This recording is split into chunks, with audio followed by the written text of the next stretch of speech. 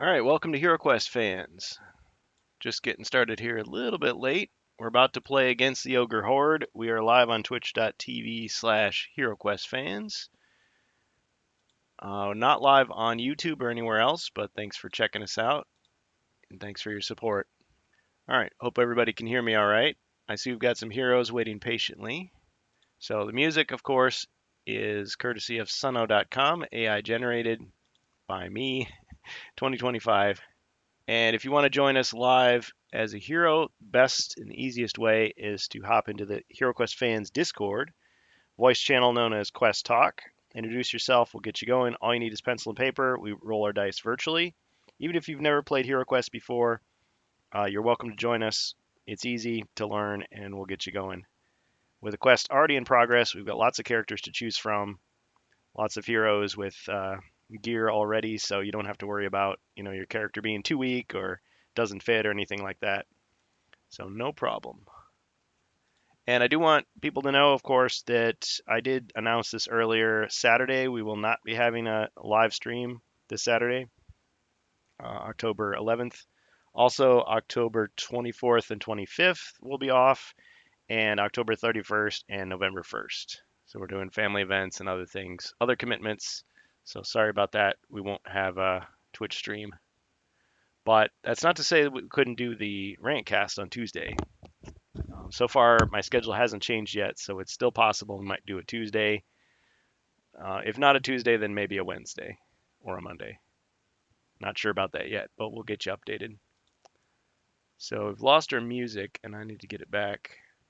How are you guys doing? I see Bohemius in Glasgow. Hey guys. How we doing, guys? All right? Yeah, doing pretty good. Yeah, everything is fine. Thank you.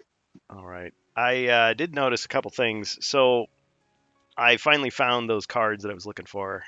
It turns out my rogue cards, I never took them out of the box. I don't know why. I thought I had, but they've been in the box the whole time.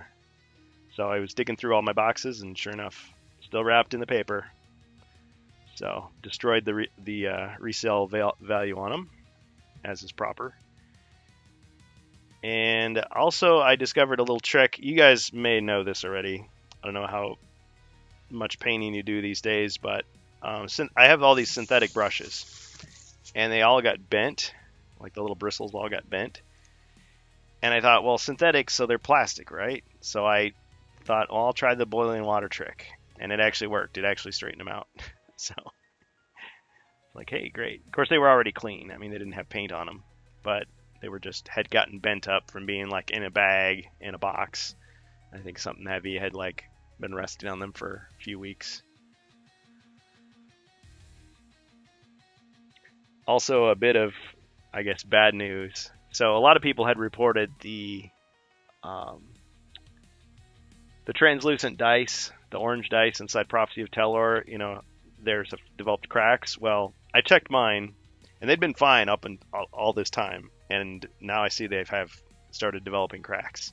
So I don't know when that started, but I mean they've been in storage since I bought them, so it's not like I've been rolling them around or anything.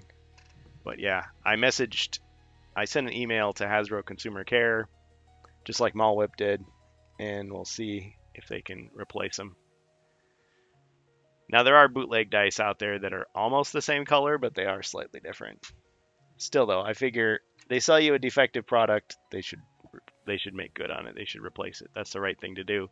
And some other people have gotten theirs replaced, so I think I just need to take photos of the box and send it to them. Is it all of the dice or just some of them? So there's 6 dice in the box. I noticed 4 of them have developed cracks. I think there's 2 that are like really obvious, like it's like an X of cracks in the center, and the other 2, it just like you see like this crack beginning, almost like somebody just took a knife and just like scratched, like scored the corner. The guy who plays my dwarf player in my campaign has been using the Prophecy of Telor dice as his dice. Mm-hmm. And of the 6, there's 2 of them that have these cracks inside, and we've been using them regularly. I mean, Yeah. we're now through 2 campaigns with those dice. Well, So yeah, that's 2 out of the 6. I've never used these for anything. I mean, it's possible I might have taken them when I first opened up the box. I might have just like rolled them on a piece of cardboard just to kind of see how they looked. But I don't even think I did that. I think I did that with the Spirit Queens dice, but not with the orange ones. I just kind of looked at them. Oh, those look cool, and I put them back in the box. You know, so it's not like I've been going down to the alley and playing craps on the cardboard or on the on the concrete. You know, throwing them like that. But yeah, I can show you pictures. It's hard to see. I mean, I'm not doing this to throw myself a pity party. I'm just saying, like, if you're out there and you've got these dice, chances are yours are going bad too if they haven't already. So the point is, hold the company accountable. They used a bad batch of resin clearly, and it's sad if the bootleg dice are better quality than your official dice. That's not a good thing. But rather than just saying, "Oh man, Hasbro's just a crappy corporation. They got my money. They don't care." Like, no, they've actually replaced stuff for people, and which I think is proper. And I think people just need to stick up for themselves, and that's what I plan to do. So here they are. Yeah, it's gonna be hard to see anything. Okay, let's see. What's the worst? This is one of the worst ones. Yeah, you can't tell anything on camera. It looks perfect. It's like, you talking that's cracked? That looks fine to me. I mean, it's not to the point where it looks like, if I dropped it on cement, it would actually shatter into multiple pieces. This one's pretty bad. If you shine a light through it, you can see. If you hold it up to light, you can tell. It's cracked. So this is the worst one. This one has like an X inside it. Yeah, you cannot tell from just looking at it here. So I think if I send them pictures, I'll just like set it on top of like a light up thing, so you can tell. And it's not like they had visible air bubbles either. They looked fine, completely translucent, and yet there's cracks inside. The other ones that developed cracks, these are really bad. You probably can't see these either. These are not the Frozen Horror dice. These are the giveaway dice. Gen Con 3 years ago. I mean, I've rolled these, but I mean, ever since Carmine showed them to us, I assumed, oh, these will probably be lower quality. But I mean, these are straight out of the box, so not a good thing. But I'm taking it well because I feel like they will replace them free of charge, so I'm gonna hold them to that. My Spirit Queen dice, the green ones, they're fine. Frozen Horror dice, fine. Even the Mountain Dew dice are okay. Yeah, I just checked mine. I used them very little, and I posted a photo here in the chat. And yeah, they're all cracked. All of them. That looks very similar to mine, actually. Yep. Let's see. Can I? I think I can. Yeah, I can share that on the screen. Yeah, so a little bit of Hasbro bashing at the start here. I'm just thinking, yeah, they got a bad batch of resin at the factory. And it was probably just a temporary thing, probably just having to do with these two sets. But it seems like Prophecy of Telor is the main one. So maybe the orange resin was bad. Did you check the other ones? I did, yeah. No cracks, no bubbles. No cracks. So only the well. And I've never had. I really didn't use it much. It's probably the yeah. I don't know. They cured completely. Yeah. And I mean, I'm pretty gentle with my dice. You guys have seen when I do roll them, I have like a cigar box a wooden cigar box that's lined with felt that I roll my dice in. I mean, I do like clack them together in my hands, but I mean that's just normal use, right? Now I think to myself, gee, all the like Milton Bradley and Parker Brothers dice that I've had over the years, like how do I know those aren't cracked? Well, because they're opaque, right? They're just one solid piece of plastic. But I mean, I roll them like this. So I mean, they are hitting against each other, but that shouldn't be enough to cause cracks. Otherwise, all my dice would have cracks, right? Yeah. So it's a defective product. just because they aren't cracked like the second you buy them. Yeah. And I mean, the company, they could just claim, oh yeah, all sales are final, no refunds. Or, oh, you got it from Amazon. Well, you didn't get it directly from Pulse. So, but I mean, that's just inviting customers to complain if you behave that way as a company. I mean, they've got billions of dollars. If they saved a few cents on dice, but then they damage their reputation, that's worse. So the right thing to do is to replace them, which they have done with other people. So I'm not too worried, but I'd just say if you're out there and your dice are in similar state, what I recommend, send an email to Hasbro Consumer Care. I'll even give you the email address because they make you get an account and sign in. It's kind of an annoying process. Let me just get that for you here. Okay, so this is the U.S. email address anyway.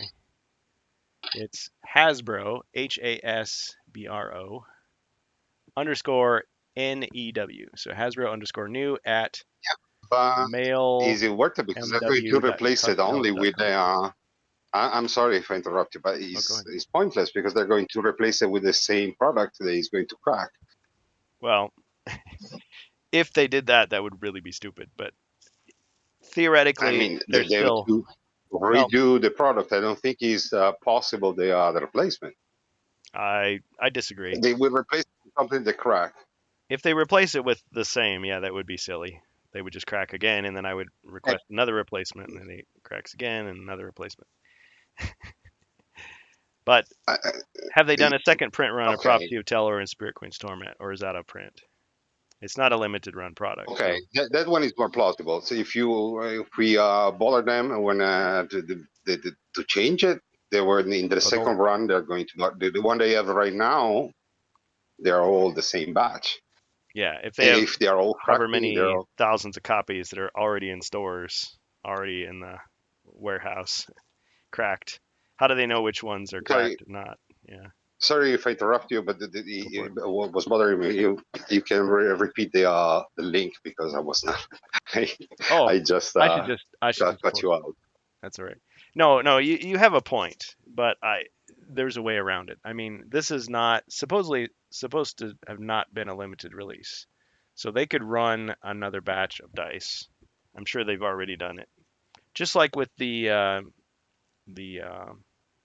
quest books that have errors in them. It's like, okay, yeah, they can't do anything about the ones that are already out there in the wild, but for the future, they can just make the correction and then send you out the good batch.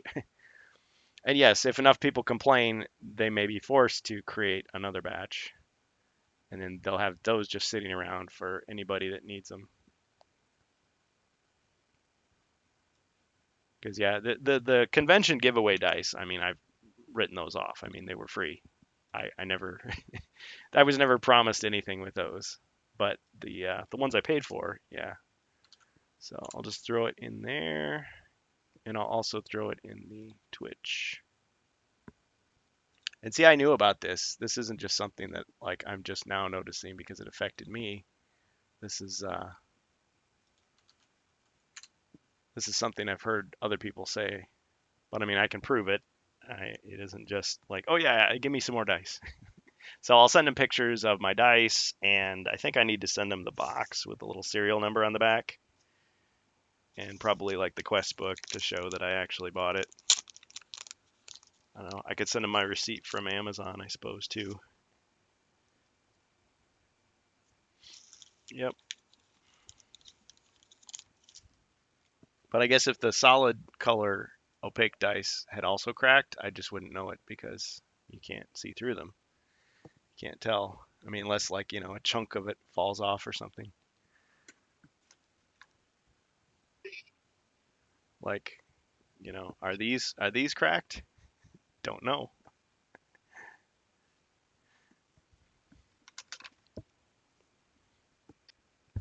To me, even if they're cracked, but they stay intact and they don't fall to pieces, they're fine. They cannot complain. They're still functional. Well, I think I can still complain. Yeah, Yeah, I'm I not don't going to. mean I'm not going to bother. I just think it's too much hassle. I'm just going to go with it. If one of them breaks, that's a different story. But they're perfectly exactly. legible, and I'm just going to go. I'm just going to roll with it. Oh, I see what you did But there. Gonna roll with it. but I believe that in future we're going to see them fall into pieces, really crack in pieces. That is going to bother me. You understand? Right now they're fine, but soon they're going to fall Well, because here's cracks are, here's you another thought. know. Here's another thought. Here's another thought. Yeah, you could say the same thing about a miniature. It's like, oh, it's got a like a little arm missing or something. Well, I still know what it is. It's fine. It still works. But it's just like, yeah, but I bought it thinking it was one thing and they gave me something else. To me, the justice of it is I should request it. And if they're willing to replace it, great.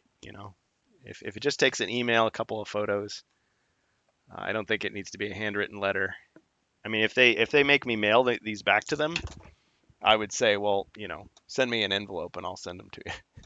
If you pay for the shipping, Yeah, I'll do that. But if they just need a just, picture, that's okay. Because they can verify, I if I just just checked the Queen's Torment dice, and they're good as new.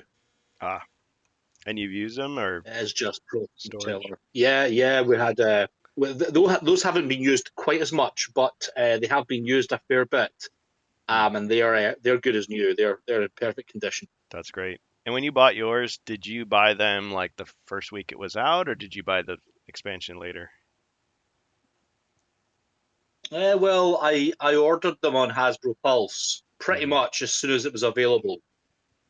Um, Although the European release, so was it the same time or was it later? Just trying to think about it. I really can't remember. Hmm. It seems so long ago now.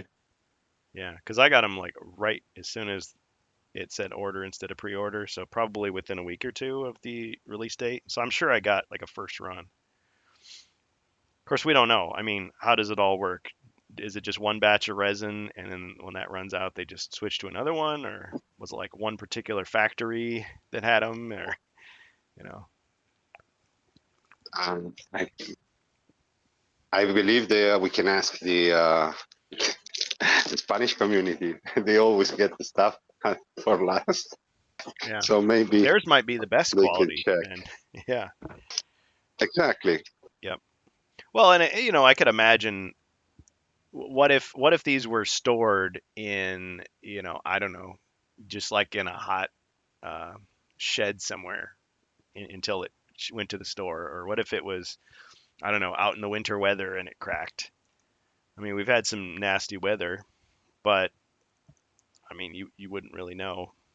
It's just that I think, you get a product, if it's usually it's like if it's broken right out of the box, that's a surefire like replacement. Like the implied warranty is right there.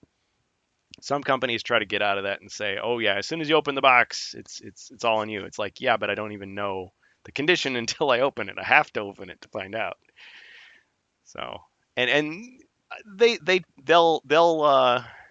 they'll try to make sure, you're not scamming them. They'll say like, "Oh, well, we'll give you store credit only," or "We'll replace this product with the other product."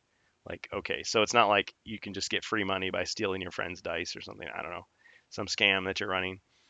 You bought the bootlegs and pretended that those were the real ones. I mean, they can tell. But here's the other thing I was going to say. What if, I'm not saying this will happen, what if they decide, Spirit Queen's Torment, Prophecy of Teller, they're not selling well enough. We won't renew it for another print run. It'll be a discontinued product. Or what if HeroQuest, they just stop it as a franchise in a year or two? And does that mean you'll be less likely to get these replaced if they break in like a year from now? 2026. So I'm thinking like, I mean, you do what you want, but I would replace them as soon as you find them damaged. So you think they're going to crack by design? Something happening when they crack, No, or guys, don't you get it? request end? This is the conspiracy. There's a new. These are the prophecy Fine. dice. These dice. It's like the magicians of old. Like they roll the dice to Well, find the future. well, It cracks. no, That means that and, HeroQuest is going to fragment. The community is and, cracked. and Carmen was involved. Okay, so everything through that. Oh man, I was gonna listen. If he's listening, I'm just saying this lighthearted way. Okay, I'm sure he's okay. Uh, it's like, and Carmine, you're fired. And he's like, oh yeah, and he throws all the dice on the ground. Crack, crack. No, I'm sure that's not what happened. I'm sure he had nothing to do with it. No, but Hasbro has they've replaced other things. I mean, people have gotten like zombies with heads missing and parts broken off, mostly with the HasLab Mythic sets, and they've replaced those. And sometimes they've even sent like more than you asked for. Like you have one broken skeleton, they send you 3 intact skeletons. And yeah, hopefully it's not out of the same bin from the broken ones. But that I could see, they're assembling it in the factory. They're going as quickly as they can, and just a piece falls off. Somebody bent it too hard. Somebody stepped on it, got caught in a machine. But they're moving so quick, and they're probably getting paid so little. It's like nobody cared at the time. Of course, I think that's even more egregious because there you think, oh, I'm getting the Mythic set. I'm getting the special, collector's edition, deluxe. This is the best possible. And then you get a defective piece. Of course you're going to be mad. Of course, if you're a true collector, you never open the box, so you never even knew. It might be just a pile of junk inside, but you haven't unsealed it, so you don't know. Well, that's what I get for not doing a rant cast.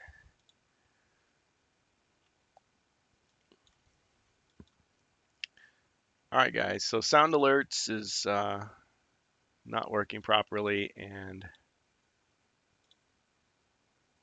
having some issues with my music. But what heroes are we taking control of tonight?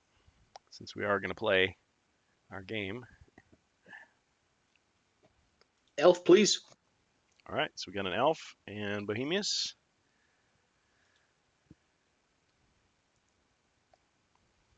I always have to ask Druid. as if I don't know. Okay, the druid. Okay, so we don't have a dwarf yet. We'll just put a little torch. We don't have a monk yet.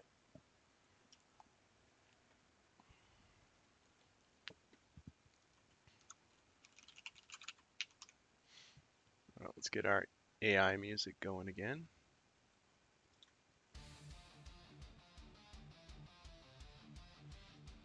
Okay, so I think we left off on Zargon's turn. Oh, first of all, any questions on anything as far as character sheets before we continue the battle?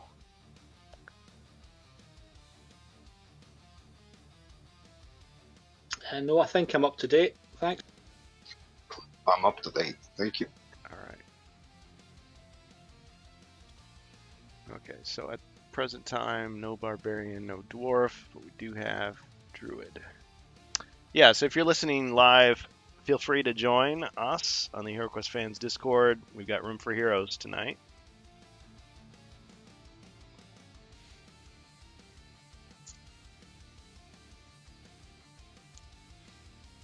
Okay, so the evil sorcerer still lives. Let's see what he can do. This is Quest 8, the Pit of Dread, or the Pit of Chaos.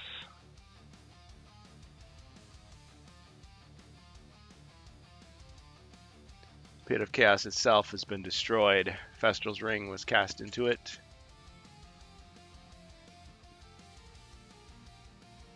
Alright, so we have this evil mummy here.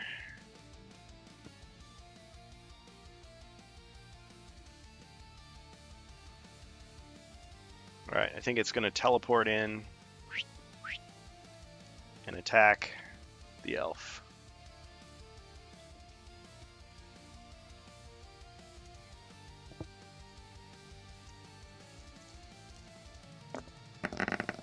Two skulls. No damage. Alright. What wrestling move would you like? let's be really boring and bore the mummy to death with a reverse chinlock. Oh no, a rest hold. So he can catch his breath. Alright. There's some like goblin kids in the audience that are like, "Mommy, mommy, mommy," and he starts to like, pump his fist with his other hand, and he starts to stand up. He does the 3 elbows, and he escapes, but he did take some damage.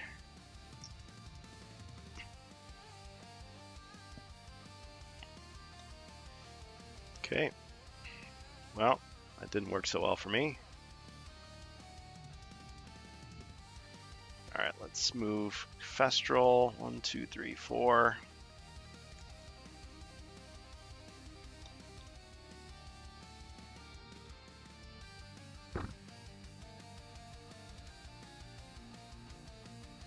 Let's see.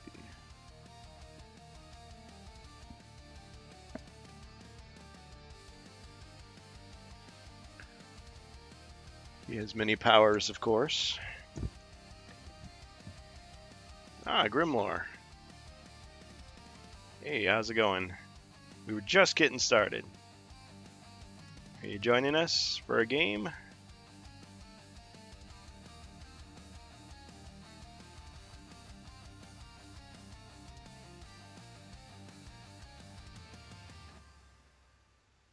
Yeah.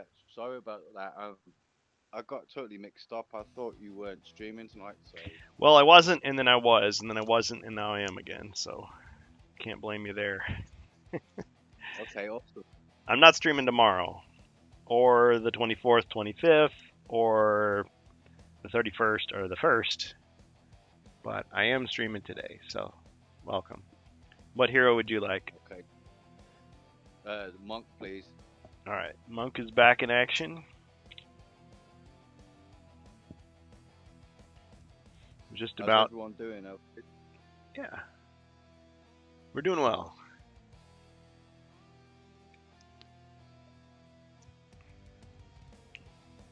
Grimlore, I'm gonna increase your volume there. It's a little low. Hey, Bookham Dano, welcome. Oh, we got more heroes now, potentially. Hey guys, if I'm able to play, I'll play. All right. Well, you came just in time. Jacer's not here. He's usually the dwarf, but we've got a dwarf. You want to jump in as him? Or Sure. You prefer something else?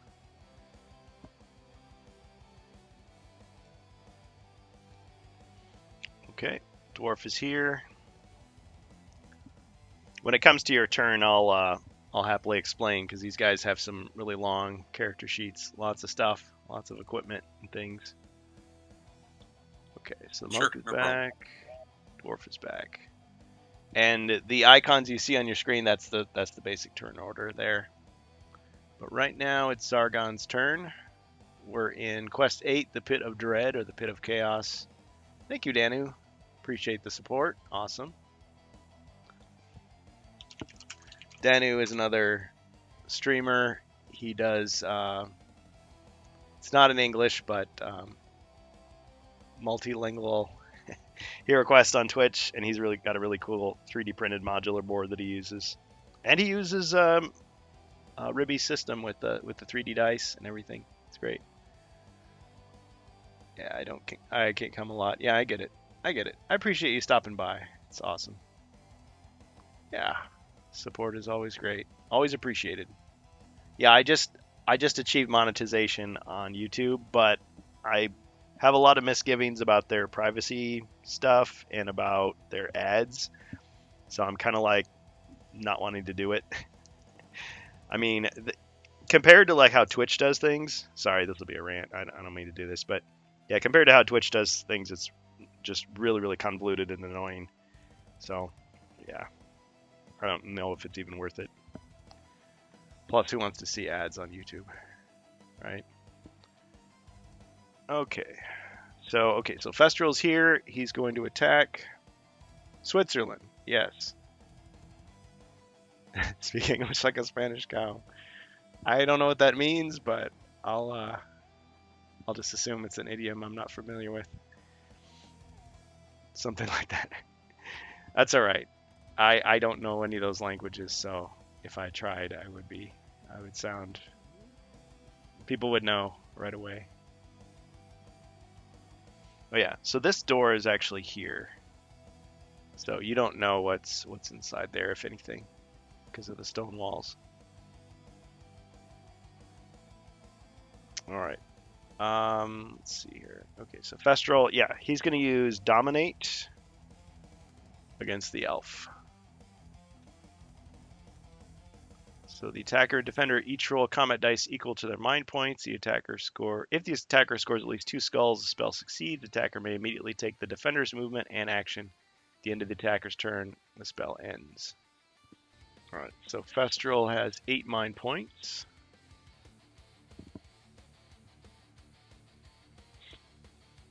Okay, so I got 5 skulls. Got 3 white shields. Yeah, so I succeeded. So I've taken control of you for 1 turn. Well, not quite, because I'm going to use my ancient staff. Oh, dang. Forgot he had it. The ancient staff. No. Okay, so the ancient staff has been used 3 times. So this means that he and all monsters in the corridor with him, the spell is reversed against him. So that means you get to control him for 1 turn. Is that right now, or is it like on the next turn? I think on your turn you get to control me. Wow. All right, okay. Amazing. Okay, well, I think that was all of Zargon's stuff. So, heroes. We get the monk. And he can see monsters, so I forget now where he was with his powers.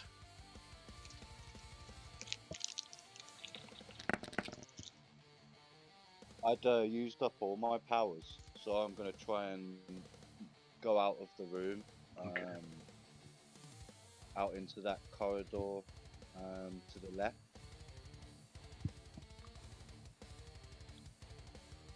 Okay.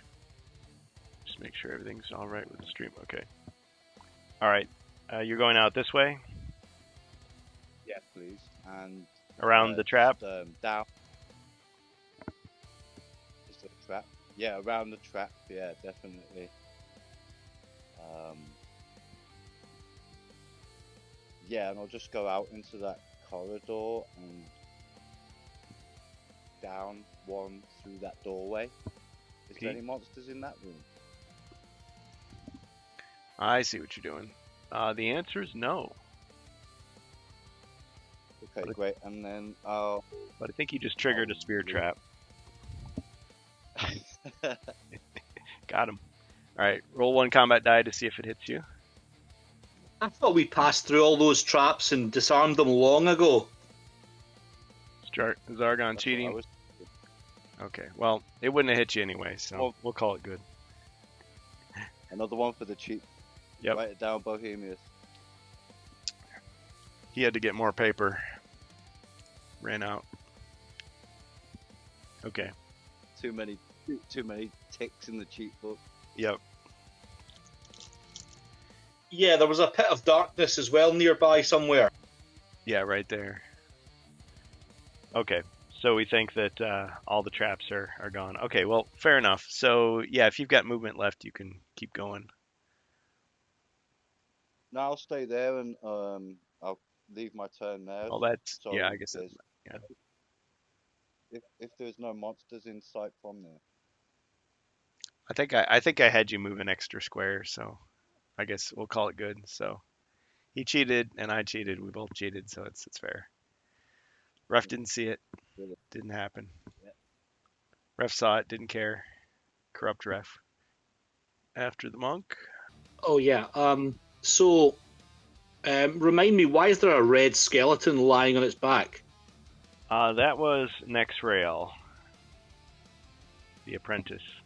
Oh, that's what's left of Dexrail. Yep. All right. Okay. So I'm going to assume that's a corpse. Let's see. Okay, so the elf. Okay, I'll move the elf, then I'll move Thestral.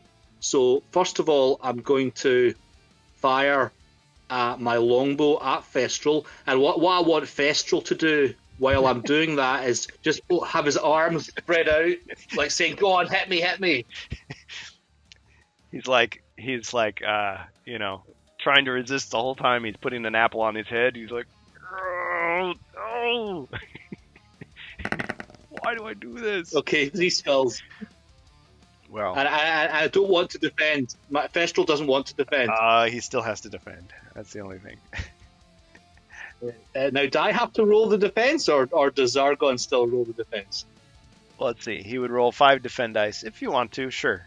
5 boss dice, please. Okay, I'm dominating Thestral, so I'm going to roll the defense dice. So I'm not sure how to do it though, because Hero Quest roll 5, but then I have to put like boss or something. Yep, BOSS. Just boss. Just like a boss. Okay, so I got 3 skulls, and You rolled that he way on blocked- he purpose. blocked him. Okay, so he takes 2 damage.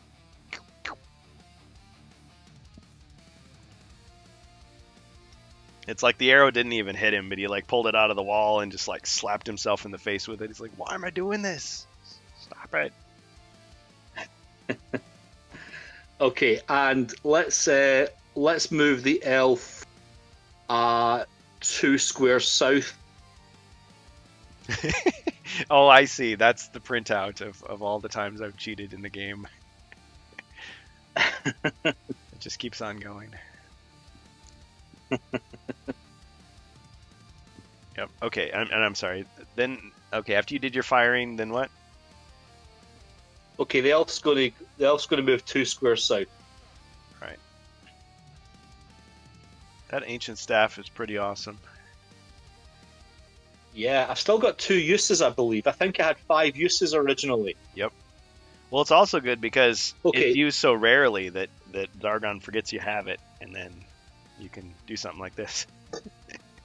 Yeah, well, I want to use it sparingly because I want to keep the ancient staff for as long as possible. It's going to be a sad day when I use it for the last time.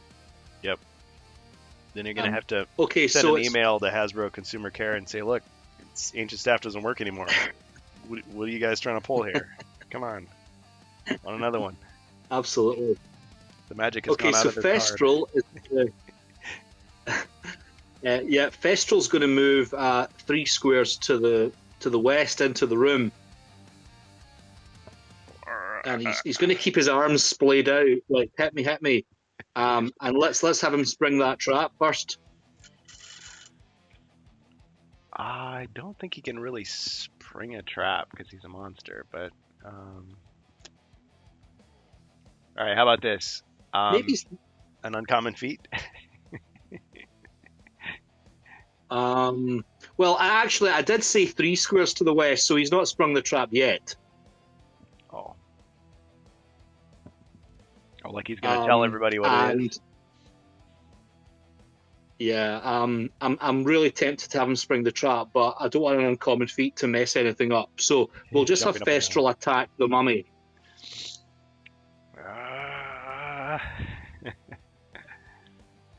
Mummy's Right. like, So "Oh." once again, I need to have you inform me of Thestral's strength and attack.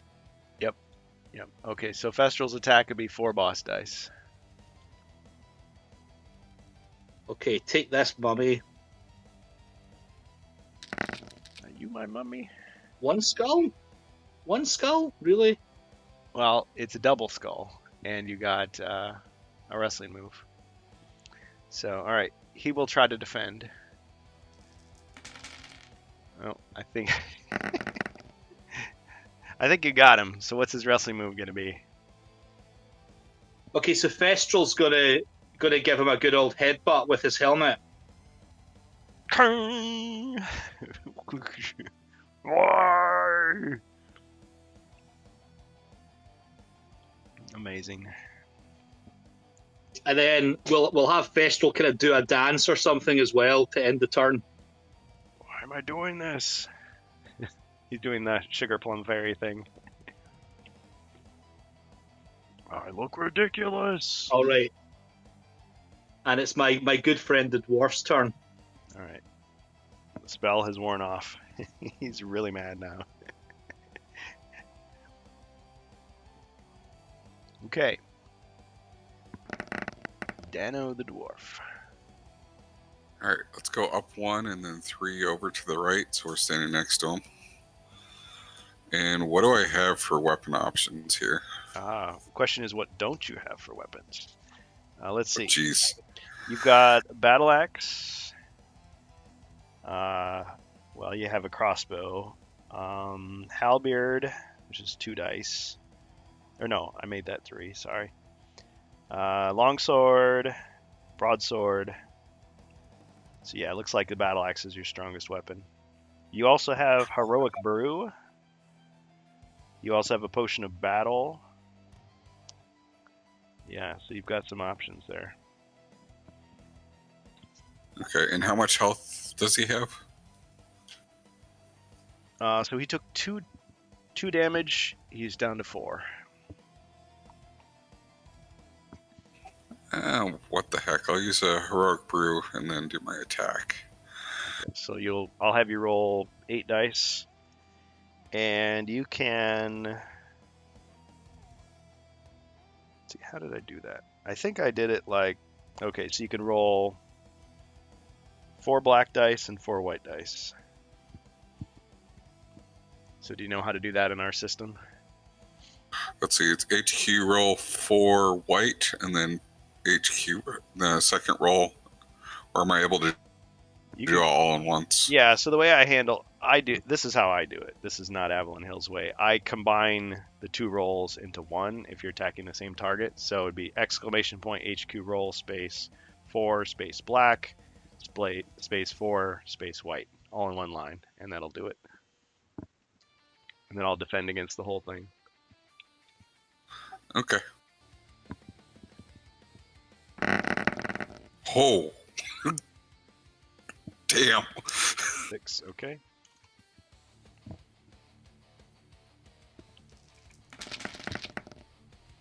Got him.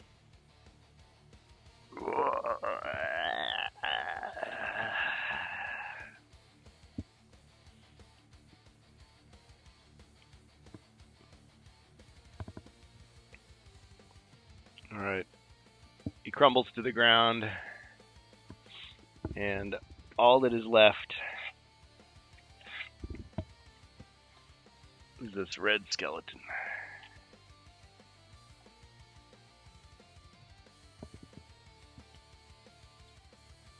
Well done. Congratulations. Now you just got to get out of here. And as you may have, if you watched the other video, you would see that there is a escape door to the southeast. Right there.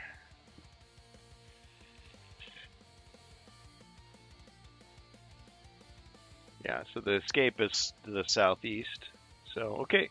Alright, so that was the dwarf and the druid.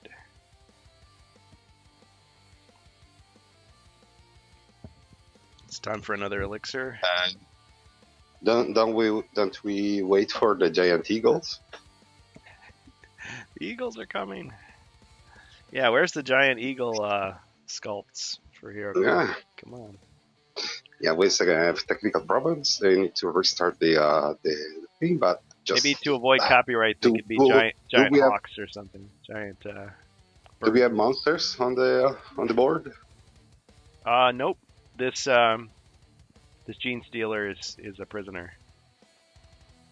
Okay, so search for treasures. Okay. I mean, it's the boss room, right? Yep.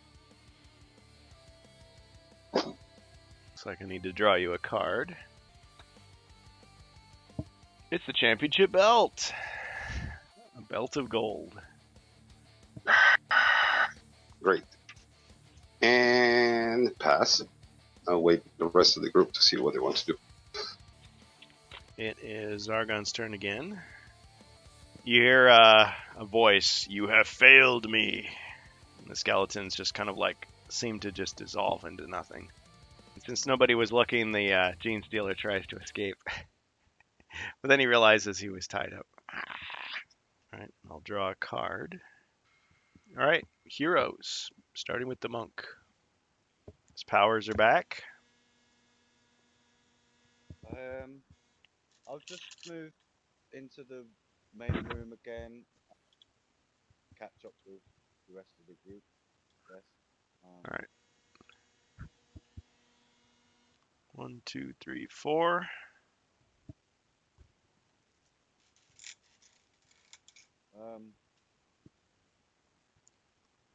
Yeah, I'll just move straight across and use up all my we're using untethered movement. Yeah. So yeah, I'll just move around that trap and just go towards the doorway on the other side of the room. I'm pretty sure that's the way towards the way out, right? Yeah. Hey, P. Dixie. So are you stepping on the suspicious tiles as well? I'm going to avoid any suspicious tiles. All right. Away. So Just making sure. Down one, and then right all the way across. Thank you. And that would be my turn.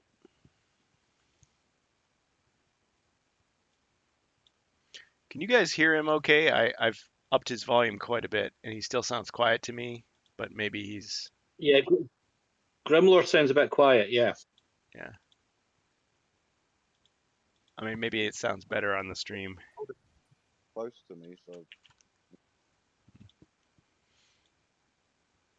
I'll just speak up. Speak softly and carry a large battle axe.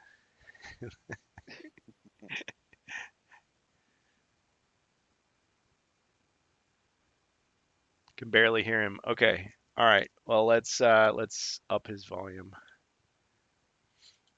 Give him a megaphone. All right. Let's do a sound check. There, Grimlore. 1 2 1 2. Can you hear me? Yes. One more time, Grimlore. Yes. 1 2 1 2. One more time, Grimlore. Still low, but we can hear him better than before. Yeah. All right. Yeah, it's low, but it's better, yeah. Yep. I have you at 200%, which is the most I can do on Discord. Yeah. Good. Okay. I'll try and speak up.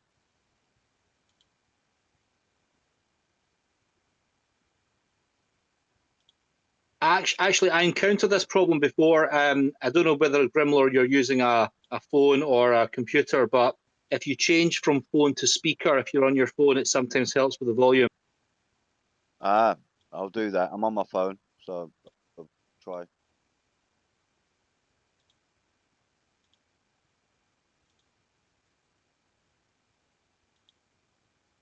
Now it's going to be a cacophony. He's going to blow everyone out of their chairs like the old Maxell commercials from the 80s.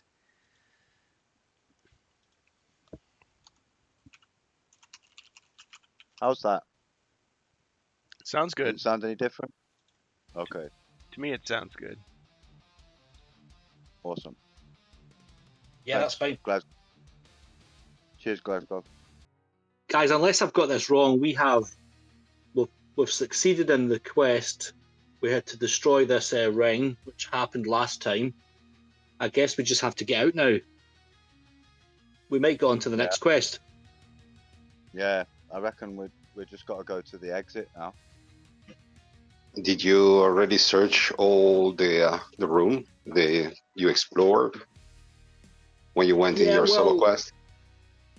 Yeah, I did. I searched the cupboard.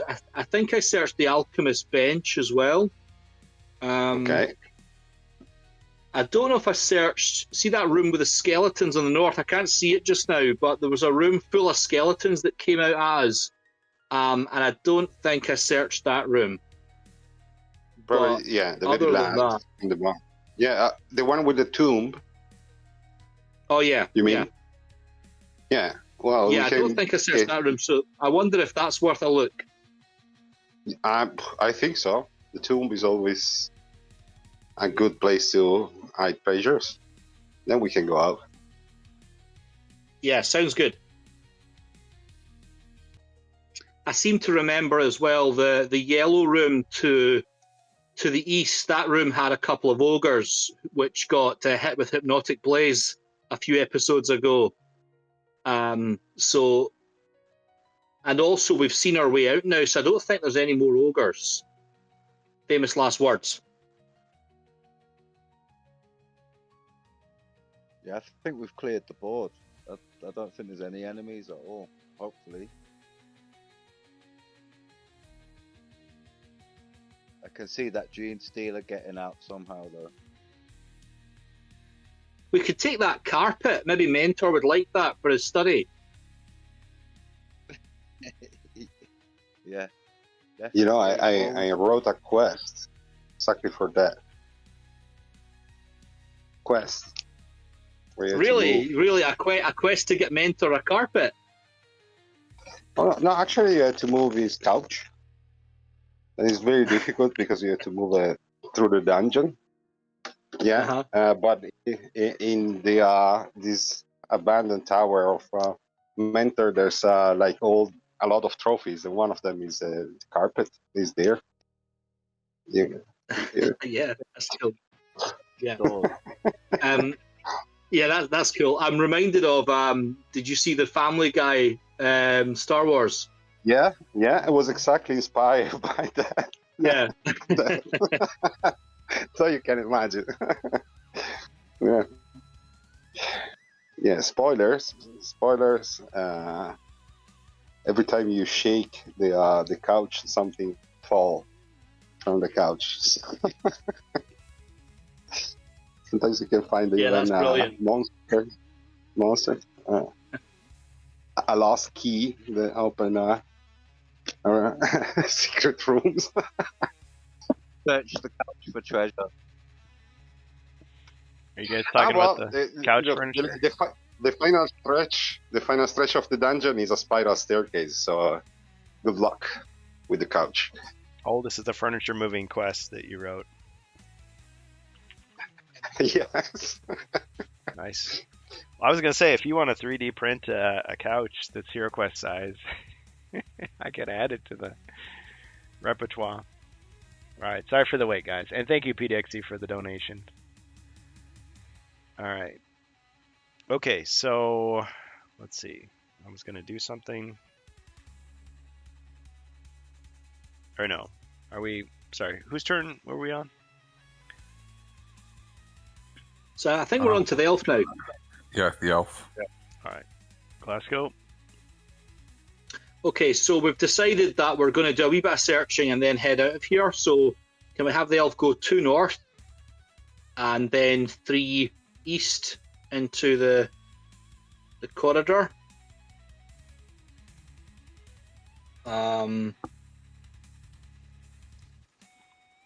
Oh yeah.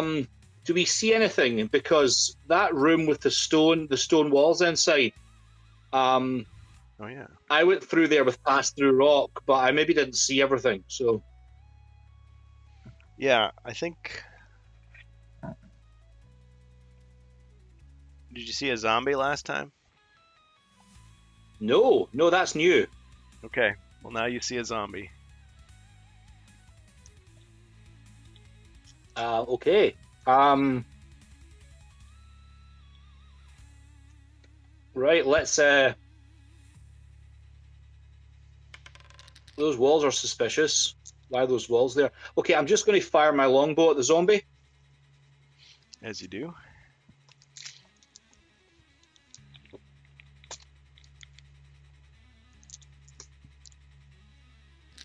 Two skulls.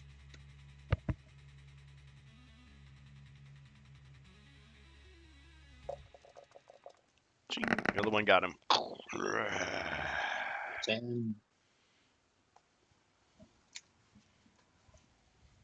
All right, I'll pass over to Mighty Dwarf. All right, so we're going to go up north to the tomb instead of going towards the exit. Got it. So let's see here. With no monsters on the board, we still do the roll, or do you have a different rule that you use for that? Oh, yeah. Kurgan? So I use unthreatened movement where you can move your full movement. So if you normally would roll 2 dice, you can move up to 12. If you only roll 1 die, you can move up to 6. But if you want to roll, you can. It's just that, yeah, you might as well move the maximum. Okay. And the last question I have is for treasure searches. Is it one search per room per party, or do you have it where it's each individual can search a room? Yeah, I go with the basic North American rules, so each hero can search each room once. Okay. Well, I'll go ahead and search this room here. Yeah. And then I'll move. Yep, where I'm at now. Okay. Although the way we also play is that sometimes the audience will buy bonus searches, so you can like do an extra search, and it's guaranteed to be safe. So no hazards or wandering monsters. But I think you've used all those. Use those up. All right, the music is refusing to play. I think there's something wrong with my music player. So you know what? I'm just gonna go to the jukebox here on my YouTube channel, and I'll play some of the cheesy theme music that I've written using AI from Sunno.com. Any attack on the zombie compels the hero to perform Thriller, missing one go. Sargon's choice. Hey, Geek on Giddy. Very funny. Here, I'll link the playlist for anybody who wants to jam out to these tunes. Bonus threat card. See, that's more like it. Now we're talking. Okay, I'll add that to my evil repertoire. Okay, so you're searching for treasure? Yep. All right. And then I'll do my move. Thanks, Grimoire. Moving right along in our arena battle. Okay. Hazard. While you are searching, Yeah, of course that would happen, Shoots wouldn't from it? the wall and strikes you. Lose 1 body point. Your turn is over.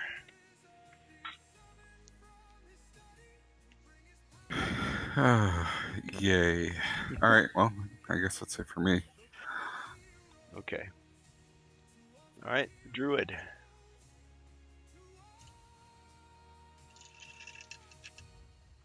Oh yes, in the final. I want to move 12. I want to move 12 in the direction of the tomb. Okay, so they. Oh, and we just got a bonus treasure search from P Dixie. Was that supposed to be for the dwarf or just for the party? He felt bad for you.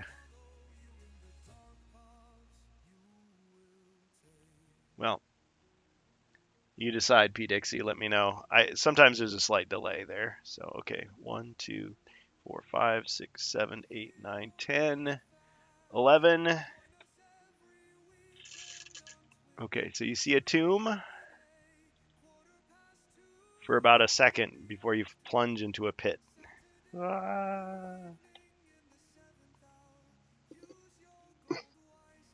Losing 1 body point. That one was this. That pit was discovered by the elf.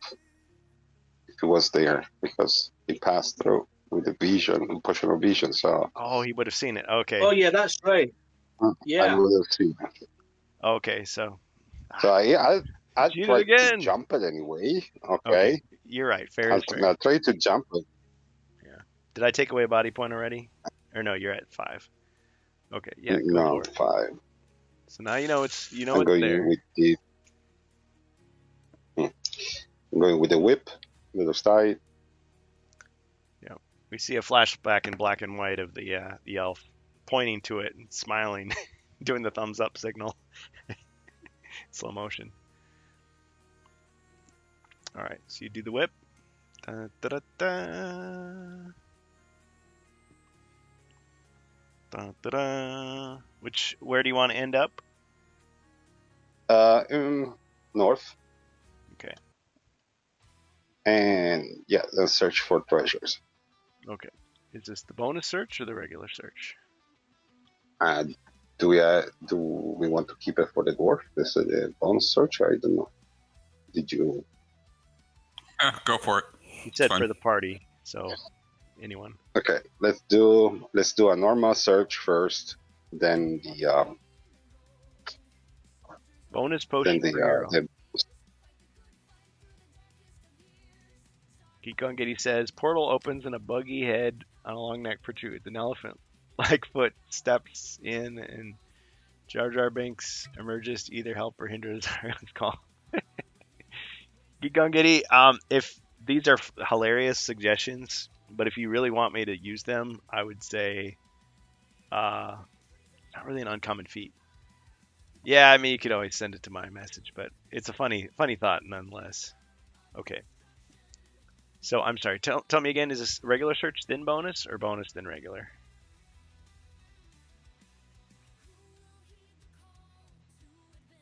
regular for the tomb. Let's see if there's something inside. Potion of healing, 1d6. Nice. And And then the optional the bonus. okay, so this is a safe search. Jewels. Okay. Small wooden box. It's plain Great. and very old, but within is lined with velvet. Contains 50 gold coins worth of jewels. So 50 more for the Okay. druid. And 355. pass. Very good. Okay, and Wardicon just got you guys some potions. So let's see how those go.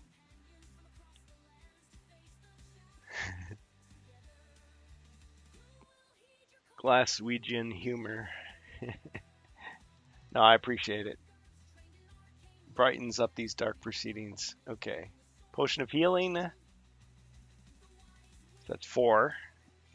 Plus 4. And a healing 1d6. So we got 2 healing potions. Who wants what? Who needs a healing potion? For those of you just tuning in, those numbers are supposed to represent how many healing potions each hero has, basically. Yeah.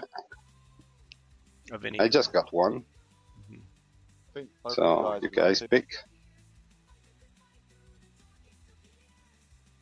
that Grimlore talking? Yeah, I was saying both the guys with 2 potions should get one each, I reckon. So that brings them up to 3 potions. Elf and Druid? Yep. I'm good with that, although I noticed Jacer's here too, and there might be another hero appearing. Nice. Hey, Jacer. Welcome. Hello. How you doing? Your dwarf has been controlled by another player, Bookham Dano. So we can fit you in though. Who would you like to take control of? If he wants the dwarf back, I'll take whoever the other one is. Okay, so we've got a barbarian, we got a wizard, we got a bard, we got a knight.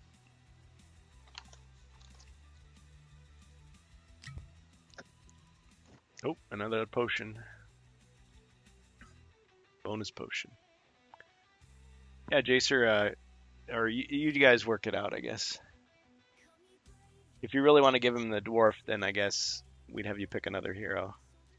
Fire resistance. So someone gets fire resistance.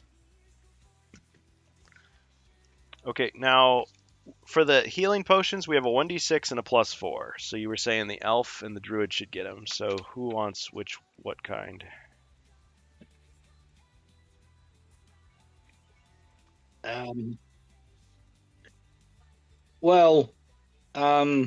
Maybe I should take the 1d6.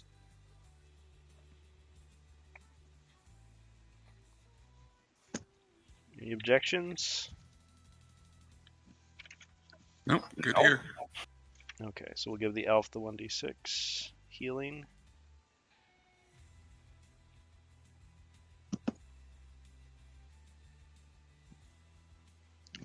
Now, for the elf, am I correct?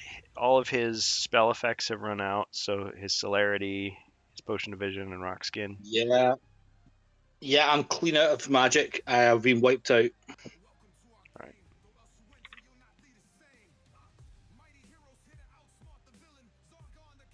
All right, and who gets the fire resistance?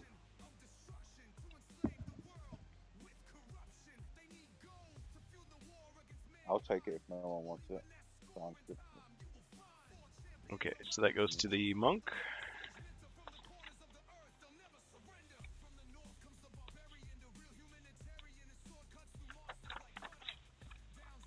Could come in handy if he, uses his fire ability, but isn't really paying attention. Totally, that will come then. Used too much hairspray that morning. He's like, oh no. All right. Very good. Okay, so he was exploring that room up there. Zargon. Thank you, guys, for that stuff. Grog. Yep. Okay, I do have a card I'm going to use.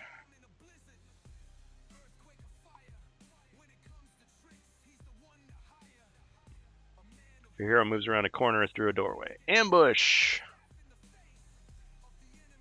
Okay, so that's against the druid.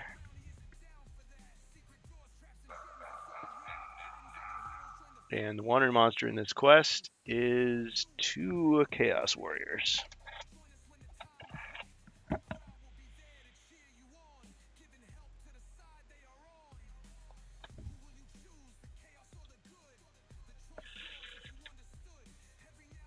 Okay, the northern one attacks first. Actually, I think I have another camera here.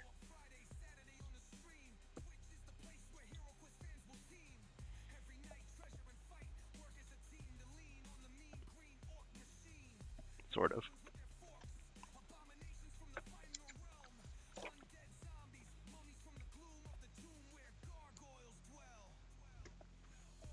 There, I can see it better. Okay.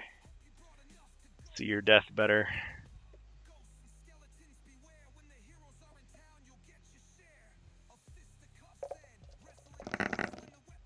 Okay, 1 skull. Druid. Ching! Rusty move.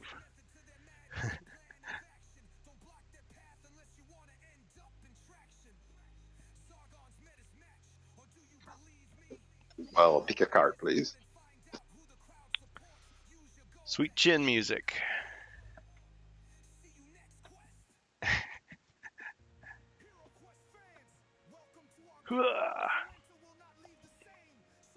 Pow. Right in the jaw. Even though it was encased in metal, it still rattled him. Okay. Now the other one attacks. 1 skull.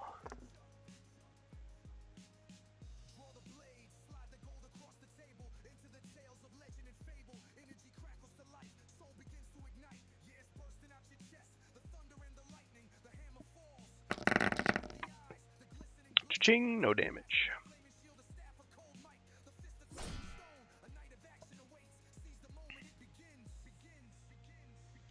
Alright, that's all I'm going to do. Back to the heroes.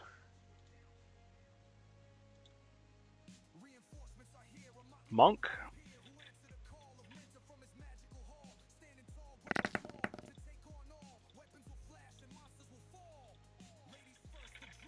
I'd like to move into the yellow room. So That one here? up 1. Yeah.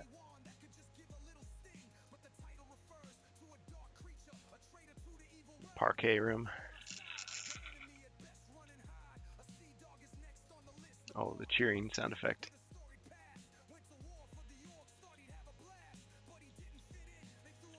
Can I move up towards the doorway, please?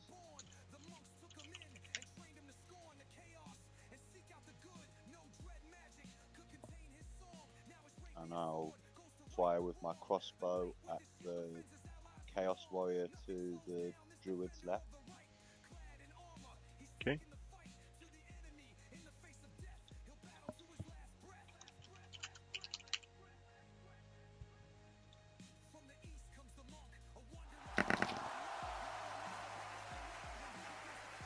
That's the worst roll ever.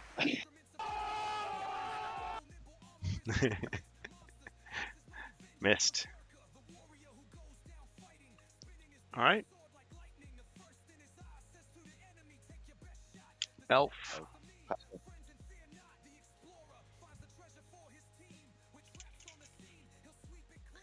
This is a very difficult decision because we were talking earlier and we think we'd like to get into the carpet room and that rug would look lovely in Mentor's study. So we might be taking that rug. Hey, you're really looting the dungeon. Next he's going to be taking Okay, the but I'm- towels and the shampoo bottles. Yeah.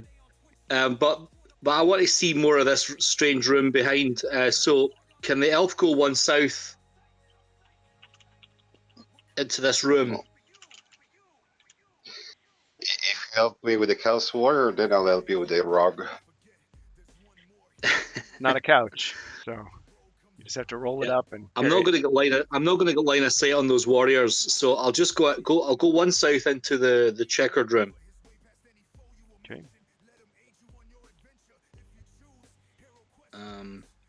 Am I able to see the full room, like if I do a search for secret doors, for example? Oh. Yeah, you should have been able to see that there was a suspicious square here earlier. I'm sorry, I didn't. Ooh. Pyko the Fox. Thanks. All right. Okay. Okay. That's There. a suspicious square. All right. Well, while you were looking, a Famir appeared next to you. Oh yikes. Okay. Okay. So does it attack first, or can I attack? You could attack him. Okay. So I'll switch to Warhammer and attack. All right.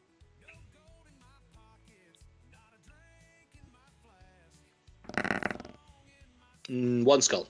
Well, if you're switching to Warhammer, I think you got to roll regular pip dice. Isn't that what Warhammer uses? I'm just kidding. You're using the Warhammer weapon. Got him. Okay.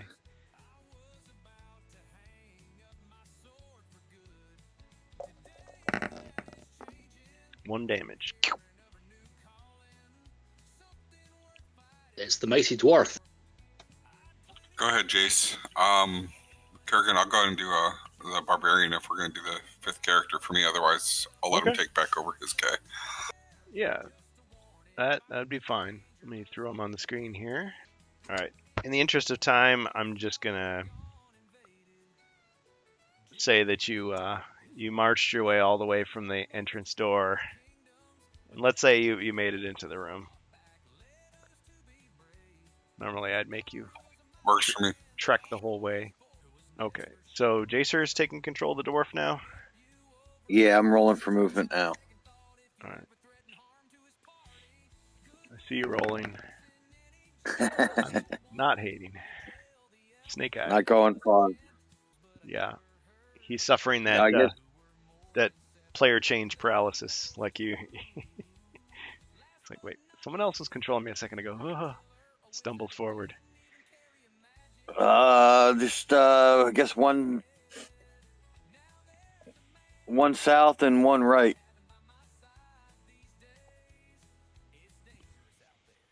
All right. And that's pretty much it. Yeah. Okay, the new barbarian. He's almost completely out of breath, but he's here.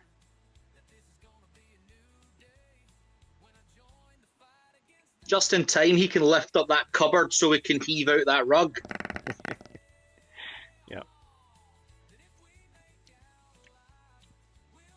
Oh, shoot. Let's see here. So, 1, 2, 3. No, that's not going to work. Well, I don't have enough movement to get in there for the Famir. Once I stand on the questionable spot. You can do a diagonal through the door. Oh, could I do that? Do I have a longsword? Let's see. You can You don't have long a. sword and a great, He has a great sword, I think. He has a great sword. The great sword of many names. Let's see. She goes by Mary Chop Things, Old Betsy, One Hit Wendy, Lucille, Molly the Murderess, Stabby McStab, and Gwendolyn. Yep. Oh, I know there's a story for another time for that. All right. Well, I guess I'll use the great. I'll move up the. So I'm saying there in the doorway and use diagonal attack. All right. It's 4 dice, and you want to roll 3 black, 1 white. Since you are a storied champion of knightly virtue.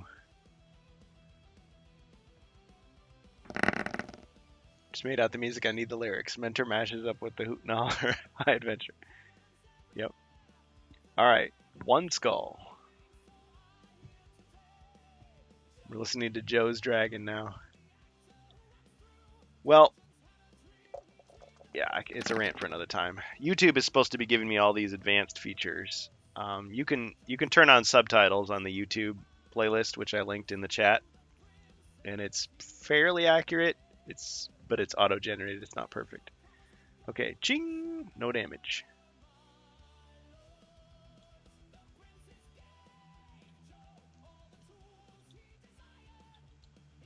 And I guess that's it for me because I don't have any bonus actions or anything. So Yeah.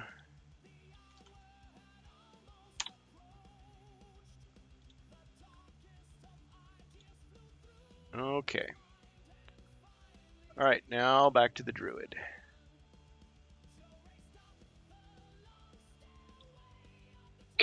So the druid attacks. Now we have. I'm blocked by the monk. Can we jump back? So yeah. What do you mean? You can go right into the pit. Yeah.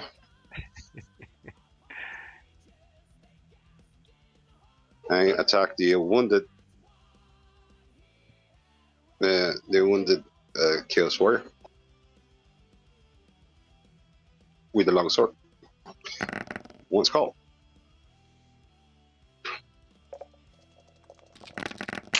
Another hit.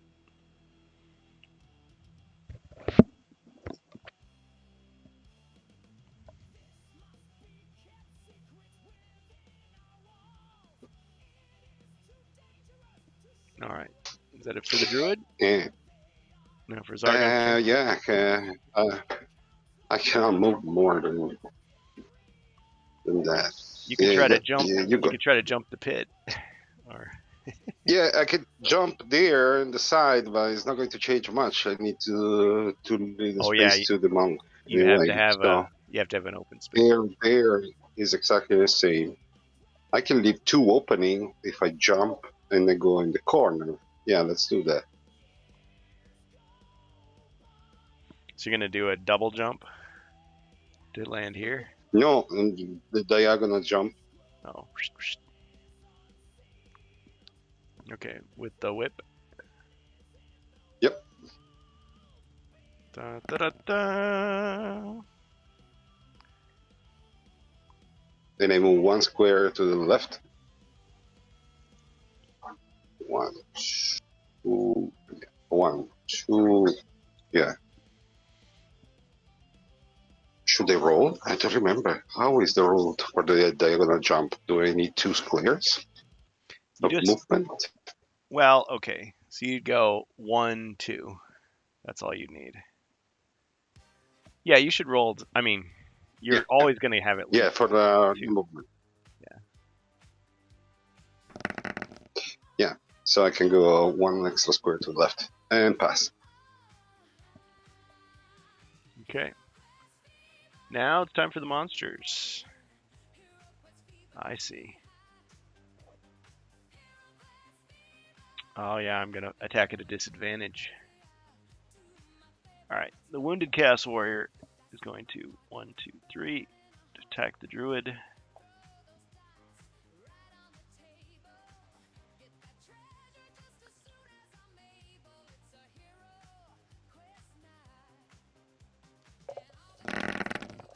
2 skulls. Druid.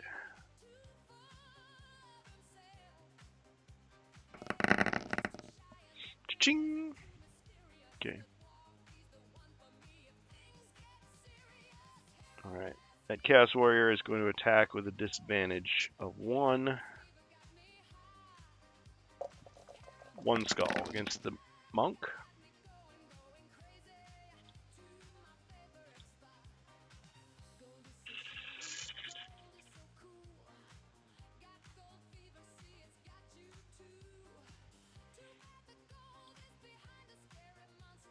Ching. No damage.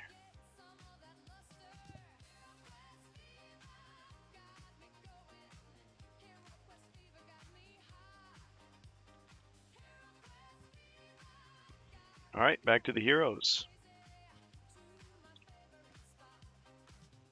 I'd like to use one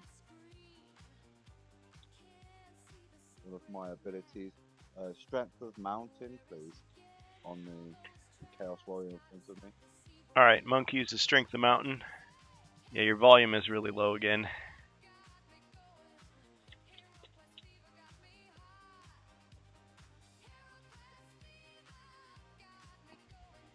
Okay, so you attack. Grimlor, see if you try hitting the button on the Discord interface at the top left, the top right corner, the speaker button. It might give you the option to change your volume.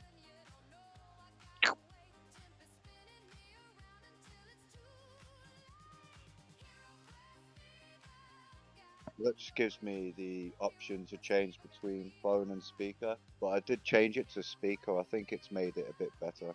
So yeah, but thanks. Yeah, okay, that does sound okay actually. Good. Cheers. All right, so you did 1 damage to him. Used your earth, right?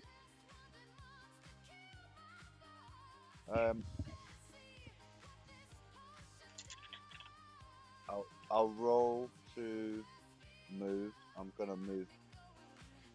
No, actually, I'm gonna. I'll stay there actually, and I'll pass on to the elf. All right. Is the elf caught? Okay, so I'll Hero start Quest with Fever? another attack. Sorry, just listening to the song. Go for it. What? Sorry, Kurgan, missed you there. Oh no, have you caught Hero Quest Fever yet?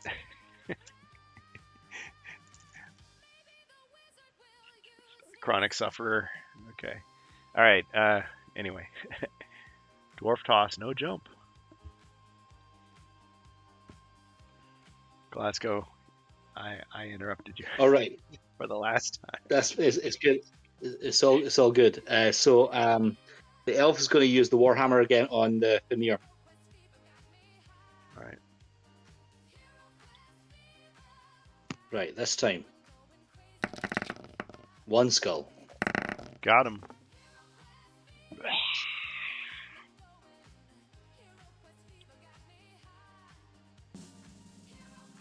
Uh-oh.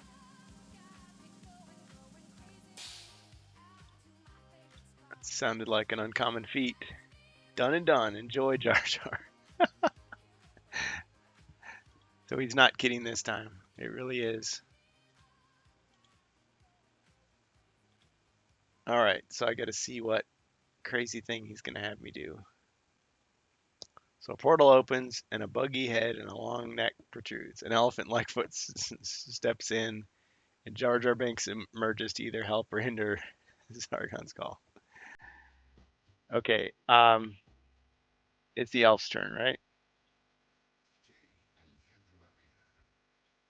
It's the elf's turn. Yeah, I've still got my movement. Yep. But I'm very disturbed by what you just said. Yep. Okay. Well, See this trap, this like suspicious square in front of me. Do I have any clues about what it is? Is it a pit? Is it a spear trap? What's going on? so this strange creature, runs forward and says, "Oh, Misa, your humble servant." he, he, Oh no! he Oh jumps. no! Please, no, kill me now. He dives. So he takes like he's going off a high dive. He jumps like about 40 feet in the air, and he's like landing right on the square. All right.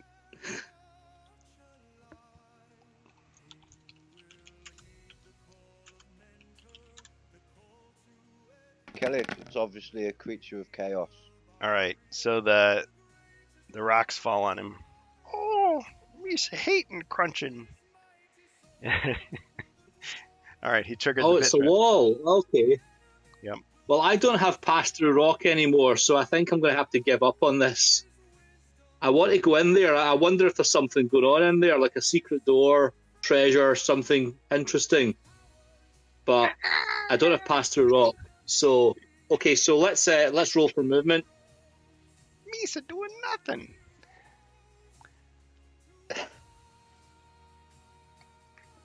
I haven't practiced that impression in decades, so. You're welcome. You are bearish because you are clumsy. So 5 squares. So let's go. Excellent. Yeah, can we head north towards the secret door? 2, 3, 4. And yeah, we'll just take the 5th step as well into the room. And I'll pass on to the mighty dwarf.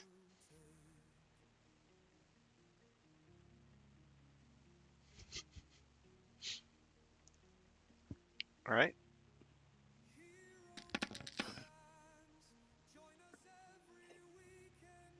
Hey, it's 150% improvement on your movement from the last turn.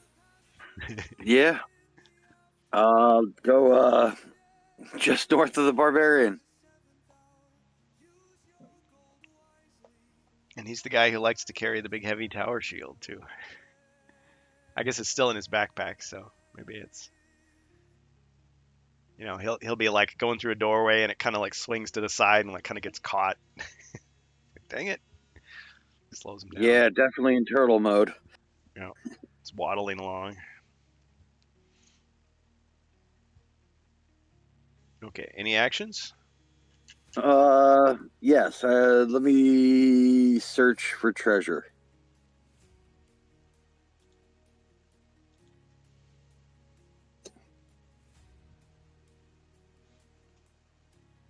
Ah, an unidentified ingredient. Mysterious essence grounded to fine powder. Let's see, do you have a reagent kit? Does anybody in this quest have one? I think the I druid do. does. Okay.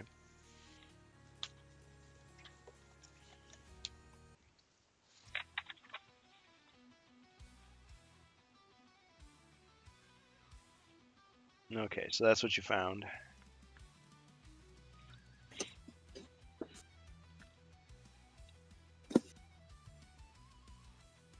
You could always give it to him, but no, Ribby. Hey, Ribby. Yeah, if you wanted to make jokes about substances in HeroQuest, it's very easy to do. You get unidentified powers. You got flasks of brown liquid that cause you to lose mind points. I mean, not saying anything. We're just saying. Geek Getty says if it's vacant behind the wall, Glasgow, then establish a new HeroQuest friendly local game shop in it. Oh, I heard about that game shop closing. That sucks. Especially if it's a place you like to go into. That's always sad.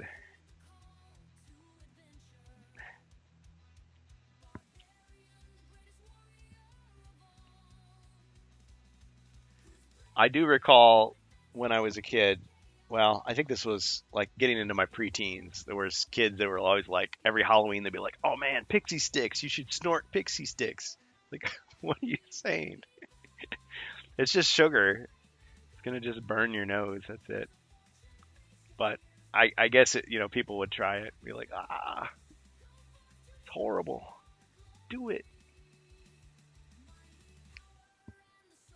It's just a paper straw full of sugar. But it gets into your bloodstream so much faster. Yeah. I guess. Who knows what it's going to do to your lungs, but... Yeah. Geek on Giddy and me need to establish a HeroQuest hub in central Glasgow. Yeah. You Scotsmen and your great ideas. Do it. By the way, real quick, I did hear back from Michael at Avalon Hill. I was asking him questions and he didn't respond for a while, so I'm like, okay. But I think he must have been on vacation because all of a sudden I got like all these responses yesterday. So he said that they were still waiting on information about when the specific stores were gonna, I guess, get contacted for the Avalon Hill game nights this year. So I don't know if any local stores have already done stuff, but it sounds like maybe officially they haven't got it done yet. I mean, unless people are just doing stuff on their own. You know, you walk in with your HeroQuest set and say, "Hey, let's play." Talking of which, another friendly local game store is selling push pops. Go 90s. Well, I've got to check with mine because, I mean, we're in October and it's like, when's it going to happen? The other time they did it, I think it was like just July to September. But it's supposed to be a lot more stores this time, not just a few, like in major cities on the coasts and like nowhere outside of the US. So yeah, if you can talk to your local game shop, if they sell Wizards of the Coast products, part of the Wizard Play Network. So if they do anything with Magic the Gathering or Dungeons and Dragons, it's a surefire bet that they at least have heard of this, or you could get them in contact. But I think they have to request a kit to be sent, or like a press kit. It'll be mailed to them, and they get like a demo copy of HeroQuest, and we don't know what else. The first time they did it, they got like dice that they were supposed to give away to people that participated. Like you could play HeroQuest in the store, and they'd give you a door prize. Obviously to promote the product.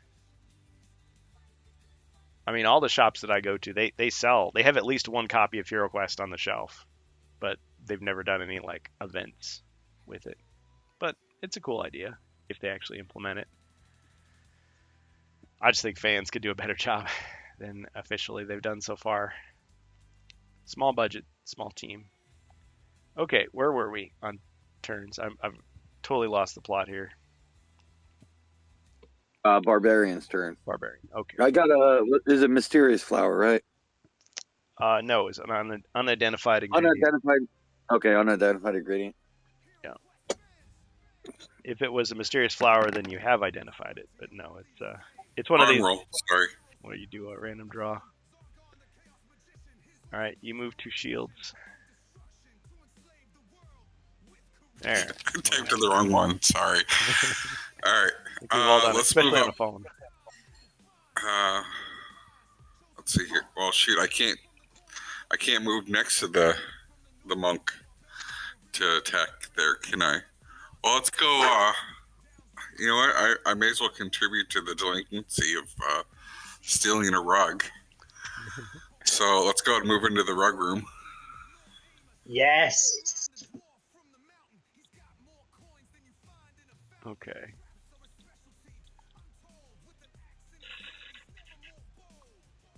I mean, well, yeah, I guess depending on how you do it. If you say that takes up those squares, then I guess you couldn't really sneak in to hit. So, okay, so you go into the rug room.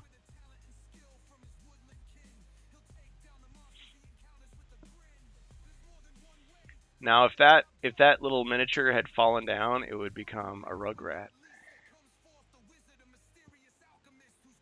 Boom, boom.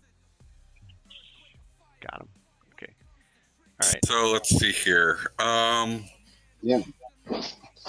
I Start moving the cupboard so we can move the rug. So what? A strength roll of shorts to see if I could pitch the cupboard up enough that the elf could start pulling the rug out from underneath it. Sure, go ahead. Roll one Great. combat die. It's the skull, you did it.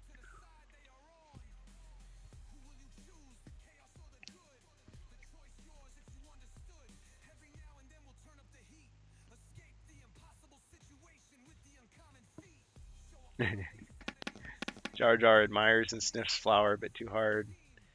Chill and splutters, tripping on its tongue. Okay, all right. So you were able to lift up the thing, and he rolls up the rug. To me, to you. To me, to you. All right. Well, I mean, Now you can only roll one movement die when you're carrying it. jokes. Worked it. Yeah, but if I get a wrestling move, that's one hell of a clothesline I'm going to get. Roll him up in the. In the rug. Yeah. Dispose of the body.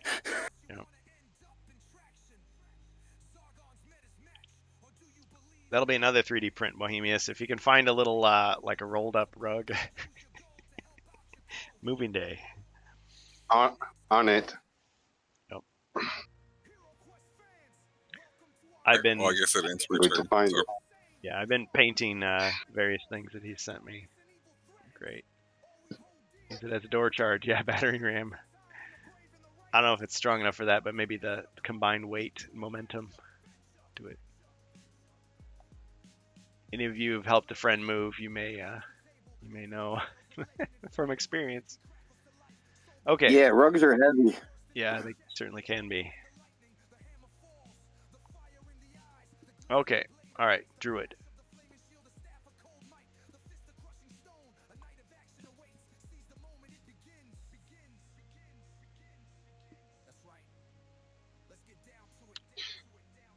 Okay.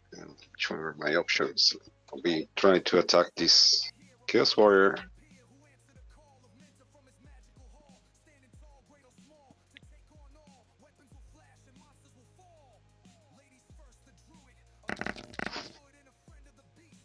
Okay, one skull. One.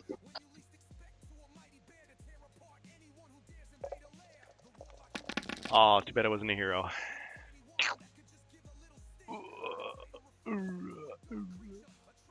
Got him.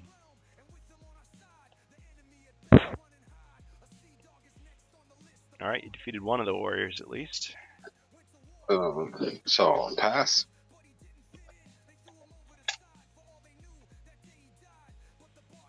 Okay. Monster's turn. Zargon. Alright. Chaos Warrior moves 1 to attack the Druid.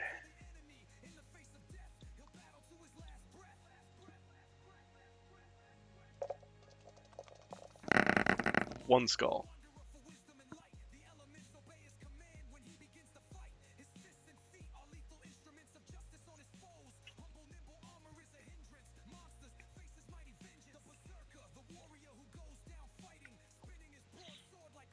Bohemius, your response.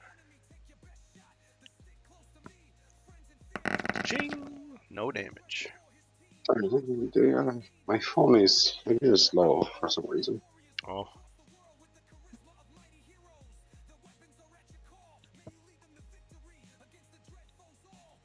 Okay, that's all Zargon's gonna do. So back to the heroes. Monk. Okay, so I'm rising up back on my feet, and I'm gonna use the Eye of the Tiger Storm. Eye of the Storm Tiger, got it.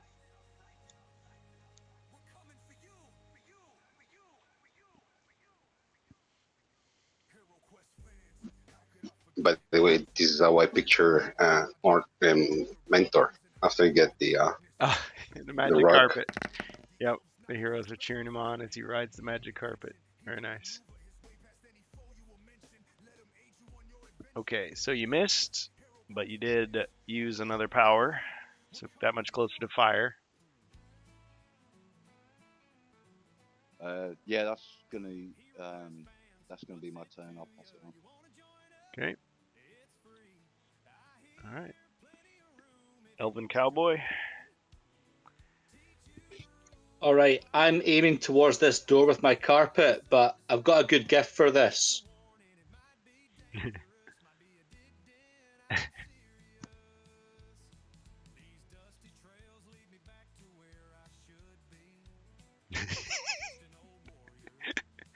Funny. That's one I hadn't seen. I thought I'd seen all. Well, there's enough cat and dog videos online to make like feature film length presentations. It's funny. Okay, rolling for movement. All right, 1. Okay, so I'll just kind of stumble to the east, 1 square. And I'll search for roller skates. Funny. Does that mean you're searching for treasure or just cracking wise? No, I'm passing it to the dwarf. Enough nonsense from me.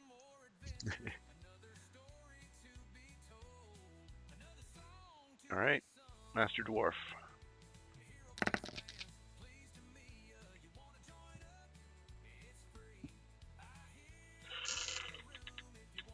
All right.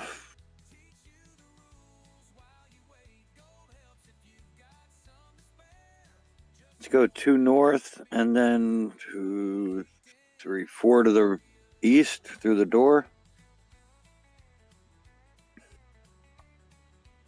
And 2 south, and I'll search this room for treasure. Take whatever's not nailed down.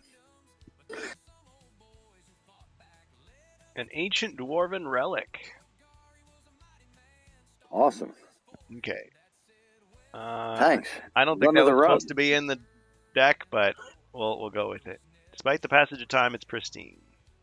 One of Delthrak's forgotten treasures. How did it get here? Somebody must have. Maybe Zargon's troops, went through there and they raided some stuff. Piece of elegant dwarven artistry is worth 50 gold coins.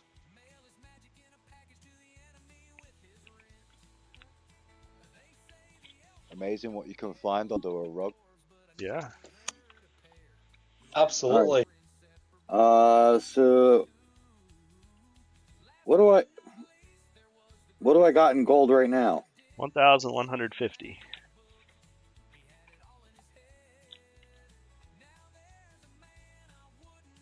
Okay. All right. Thank you. Mhm.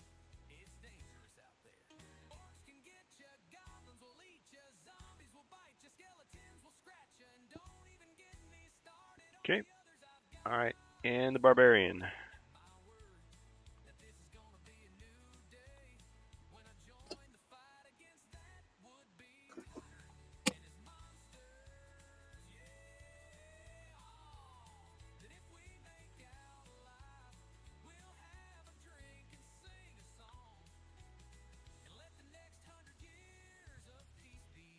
One second, he says. Yep.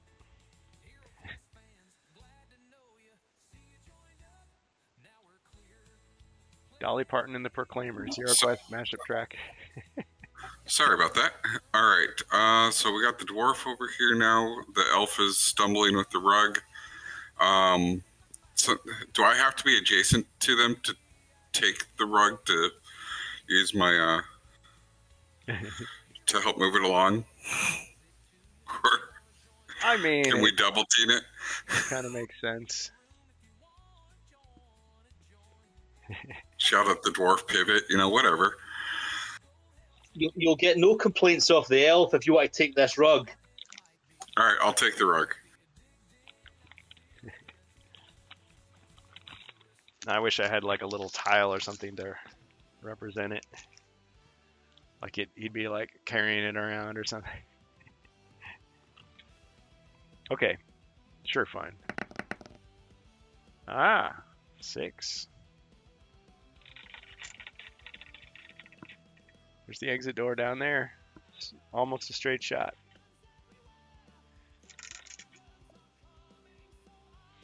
Okay. Guess move me towards it. Let's see. So 1, 2, 4. The door is right in front of the dwarf, right? Terminator detected.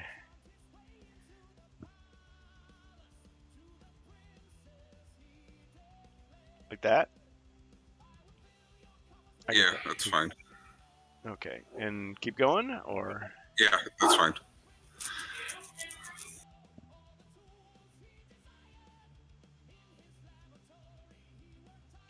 floor Right. scratchings Yeah. under the rug read, "Beware, Kurgan," from Joe. Do I want to risk searching for treasure? Beware, Joe Well, Judge. I'll search for treasure in this room. All right, might as well. Okay. It appears there's some like wreckage. Like there used to be a weapons rack in here, so I'll let you draw a random equipment card to see if you found anything interesting. A shield.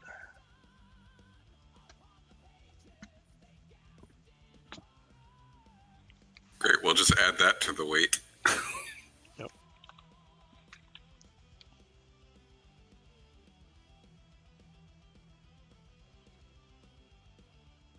You can attach it to the front of Use, the, use, the use front the, of the use the carpet. shield to You got beat a the pattern there. carpet. Just give the carpet a good beat. Cloud of It's dust. riddled with mold. Oh man. All these ogres have been like, grinding out their cigarettes into it. It's disgusting. It really needs to be shampooed. Maybe Mentor's got a cleaning spell. All right. And the druid.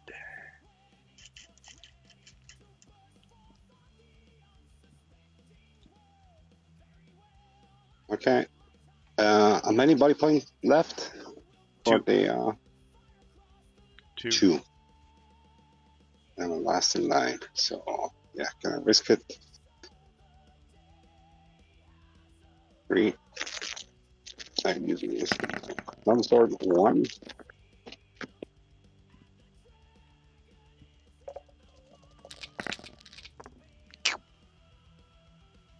All right, took another hit.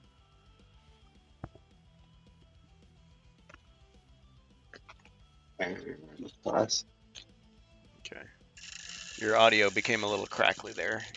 So that's all you're going to do?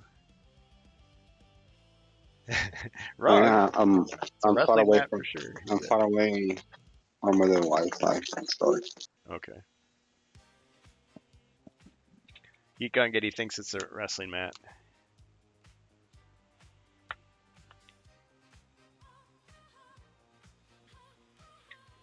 Okay. All right. Zargon's turn. All right. I'm going to attack the druid with the Chaos Warrior. 3 skulls.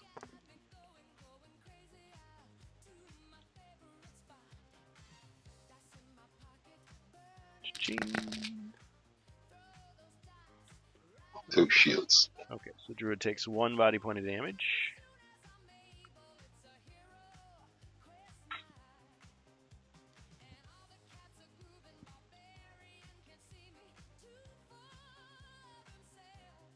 Yeah, I think I'm just going to stay there. Good enough spot. Okay. Heroes. Monk. Could I try something cool like an uncommon feat? Yeah. What do you suggest? I'd like to sort of like jump the pit and like as I'm doing it, give the Chaos Warrior like a kick to the back, like a fly kick. You can use Soaring Dragon. That way you don't fall in. Give him a nice dragon kick. I used up my air thing with the Eye of the Storm. Oh, okay. Unless you've got a Potion of Elder Wisdom. But I don't see that you have one. I don't have that. You do have a skill Slip. You could pass through him, but you'd have to successfully jump the trap to do it. Okay, I'll jump the trap. Okay. So, all right, let's just figure it out here. Okay, so you can jump the trap as you normally would, and if you want to attack him, it would just be a regular attack. Like as you jump over, you could like land here and then attack him.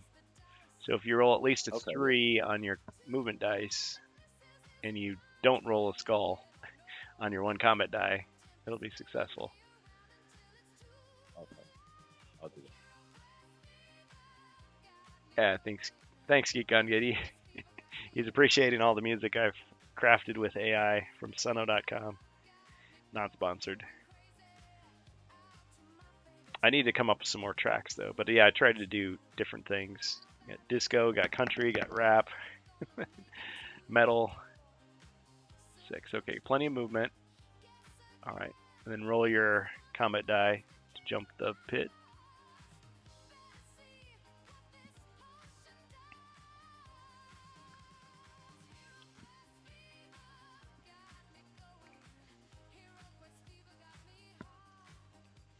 I was going for kind of a chant, kind of an opera type thing for one of the songs too.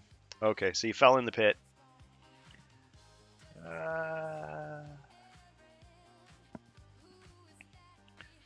But at the same time, I mean, you did roll a skull. I'll let you just do a normal attack against the Chaos Warrior, but it would just be 1 die if you want to try it.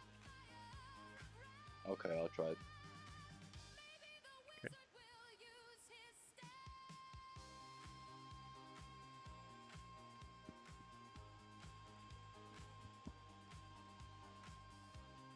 Oh, you missed.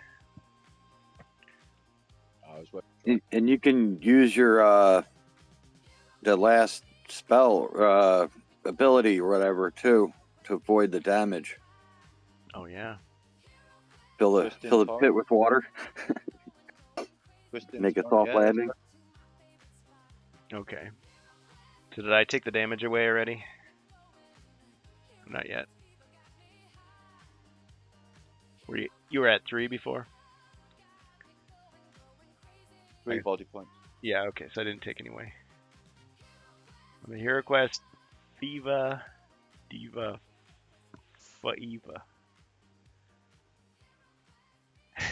Yeah, I've heard this song. I haven't heard any of the other ones. Oh yeah, there's a whole playlist. I'm working on other ones. It takes a long time. Actually, it's funny because people say, "Oh, AI, it saves you so much time." I mean, I guess you don't have to be talented, but I mean, it takes a lot of time to just like get it to do what you want, and it sounds halfway decent. So I don't know. I guess you could just use the time to become talented. No. Depends on what you're doing. About knowing what prompts to use, isn't it, really? Yeah, trial and error. Jefferson Airplane, Black Rabbit instead of White Rabbit. I don't know. Can't say I know all their stuff. HeroQuest fans wrestling move. Hey, Gold Public. Okay, where were we? Okay, so the monk did his thing, so now the elf. So he no longer is carrying the carpet of heaviness. Yeah. Okay. So the elf's going to step one square south. He's not going to get called out on the carpet this time or something. He's going to arm the longbow and fire the Chaos Warrior. Ah. Twang. Yep. 3 skulls.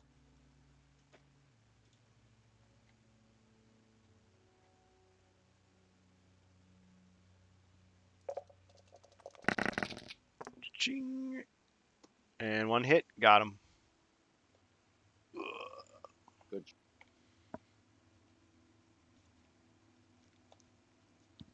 Oh, I think it's going on to the next. Wasn't trying to use somebody else's music there.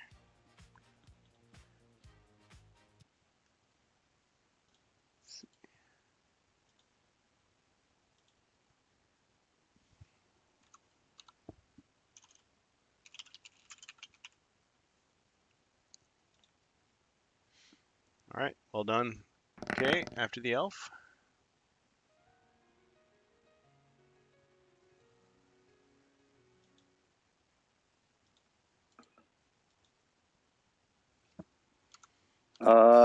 Could I see a little further south on the map?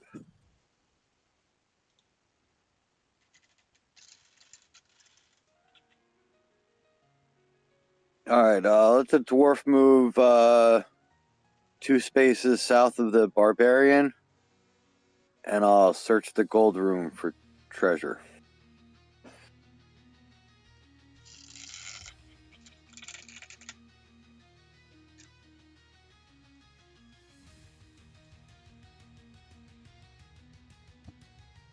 Okay. Did you previously get some equipment from the torture rack, from the weapons rack? No, this is my first time Found a being in shield. this room. What'd you The say? barbarian got the shield. What'd you say, Glasgow? Yeah, just what Jacer said. We found a shield. Okay, scattered among the wrecked equipment, you find a short bow. That'd be 2 dice at range.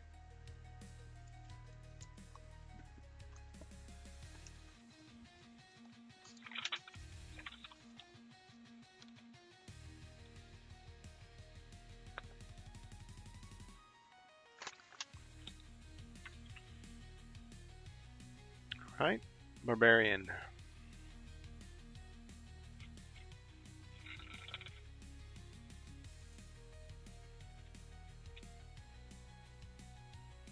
Thanks, Gold Public. Wow. All right. Let's see here. 1, 2, 3, 4, 5. I guess moving to 1 space from the door there, just straight on down. I think that would be 6. Mm-hmm.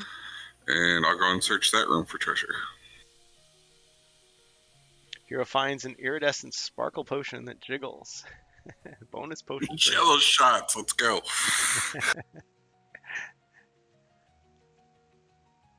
All right, so this is a utility potion. So anything that's not healing. Okay, so we'll just ignore that. Ignore that. Ignore that. Gee, all the healing. Battle Rage. Only the barbarian can use this. Once cast, it releases a disco ball into the air. So it's Battle Rage at the disco or something. It's a good potion to have. Battle Rage.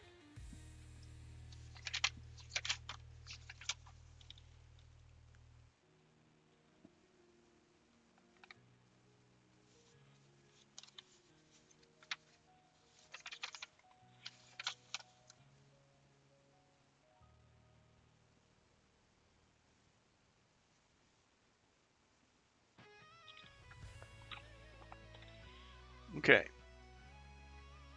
That arrests the Zargon player break into disco for 1 turn. Oh, like he sees it and has to start breaking out his dance moves. Well, I was thinking the wizard with his finger pointed in the air. It's like the disco wizard. I have like a figure. I'm not sure where it is. Where he's doing that. He's supposed to be casting some magic, but I mean, it's just like, it's the disco wizard. Okay. They say disco's dead, but that's only true in America. I guess there's other countries where it's still very much alive. Okay.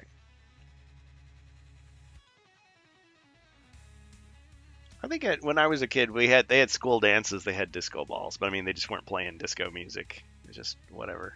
It's just cool because it makes little sparkly effects on the around the room. Just a whole bunch of mirrors rotating. Okay. All right. So that was the barbarian. So the druid. Yeah. Time to get out of here. Okay. Do we have monster on the monsters on the board now, right? Not really. So I can move 12. So move me in the direction of the exit, please. 12, but let me check if I can jump this pit. Oh, because he was in it, I didn't even look. Funny. Everything's fine. I mean, I should have said something one way or the other, but for the longest time I said if you get it, as long as you get a skull, you're safe. Technically, it's if you get anything but a skull, but With the whip. oh, with the it's whip. only the black skull. Dun, da, da, da, da, da, da. Okay, so 1, 2, 3, 4, 5, 6. Is that 12? Yes. Okay. And pass. Okay. Zargon's turn. Draw a card. I actually have 2 other Evil Wizard decks that I'm thinking about using, but I thought, well, to switch mid-quest would kind of be sneaky. Bohemius would have to write it on the paper, so... but I do have them, just letting you know. Beware! I'm running out of ink. Start a GoFundMe for more paper and ink for Bohemius to track all the times Zargon's cheated. Okay.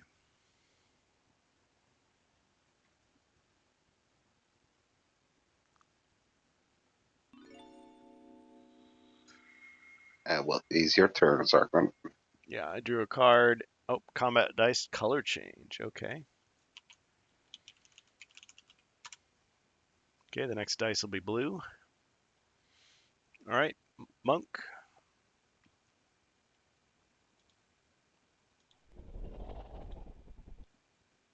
Could I search for treasure down in this pit?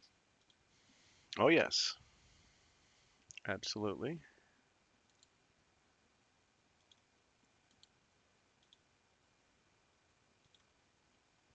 And it looks like someone cashed in an abomination. Thanks, Wardicon.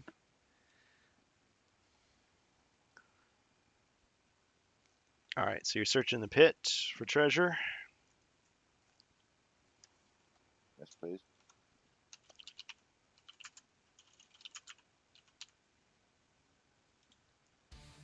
Halloween Wish is at an arena battle, has a dance-off round. This would be funny. I was thinking of Moonwalker, where you do the dance magic, and at the end all the enemies die. It's coming for the rug.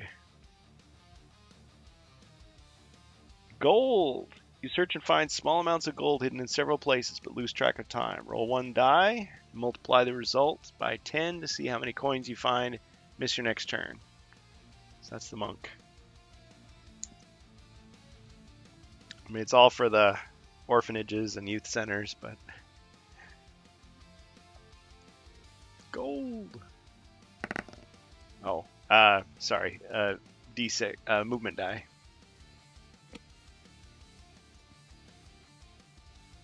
For skull worth of turns. You have skull worth... He has a golden skull. Okay. 1. Okay, so you get 10 gold.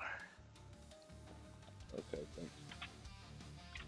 I mean, it's something. But he loses turn. Yeah, all right.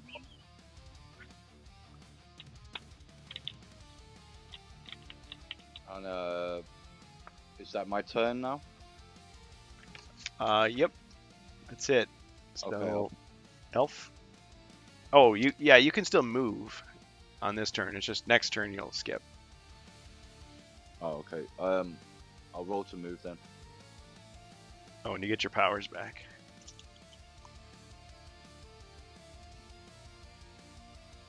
Monk forgot to pack his abacus and can't calculate.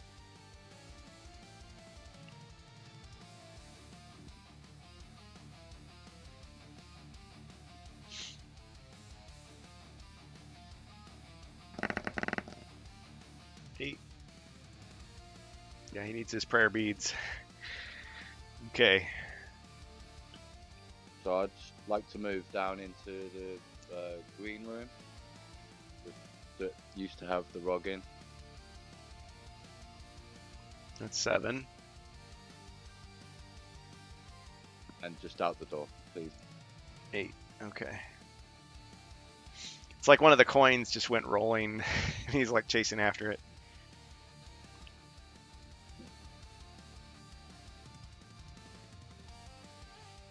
Yeah, pass on to the elf now.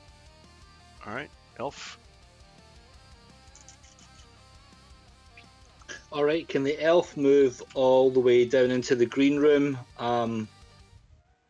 12 squares should take me 4 squares south of the dwarf.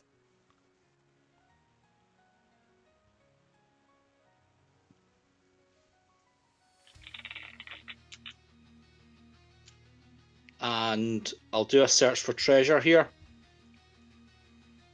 Okay.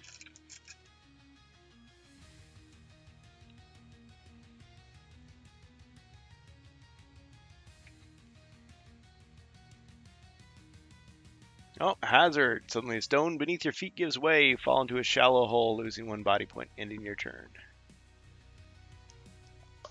Where are the health and safety audits here? They're right there at the bottom of the pit. It's the dwarf. The health inspectors kept getting eaten by the ogres whenever they showed up. Okay, dwarf. Where I come from, we call it elf and safety. Elf and safety. It's like, is that your accent? No, I said elf. That's what I said. Elf and safety. Brilliant. Treasures. Search uncovers an IKEA flat pack bounty for the unfurnished room. Oh man. Let me go south 4 and west 1. So I'm standing next to the barbarian in the doorway, and I'll also do a search for treasure. You might need a wizard to decipher the instructions. Okay, jewels. Find a small wooden box. It's simple looking and very old, but within you discover it's lined with velvet and contains very small jewels worth 50 gold coins. Could also make a good dice rolling box. 50 gold coins. So up to 1,200. 100.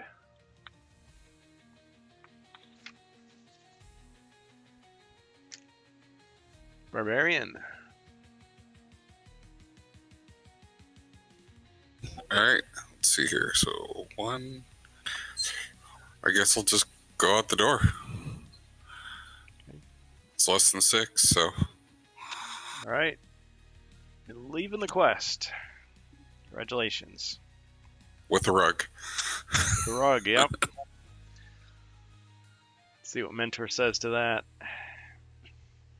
All right, and who had captured the Gene Stealer? That was me. Dwarf. All right.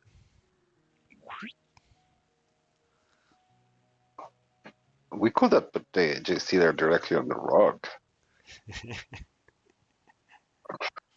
Rolled. So Yeah. easy my turn. 100%. We did After that. you leave, Mentor's like, I wonder what's inside this. Ah! So since Next time you see him, he's It's my just turn. covered in like a body cast. He's like really angry.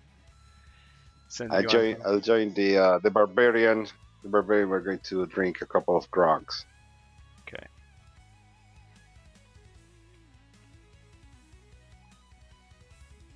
All right. The druid leaves. Congratulations. Monk hesitated outside the rug room and lost in thought how to feng shui the space. Grog, grog, grog. Okay. All right. And Zargon's turn.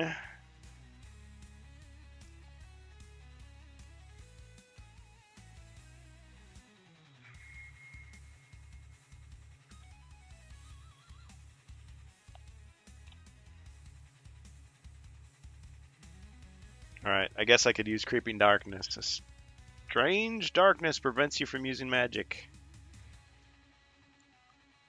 I'm gonna use my luck. Okay. He whips out a match and the darkness goes away.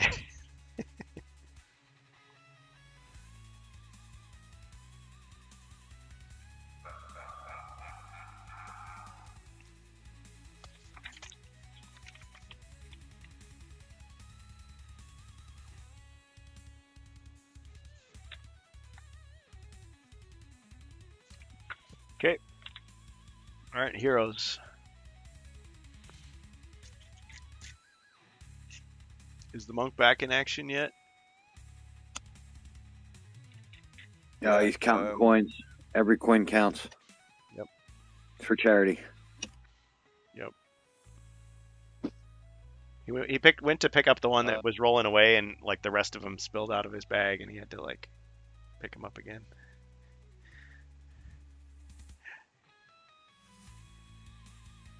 Okay, so in that case, sorry, going to the elf.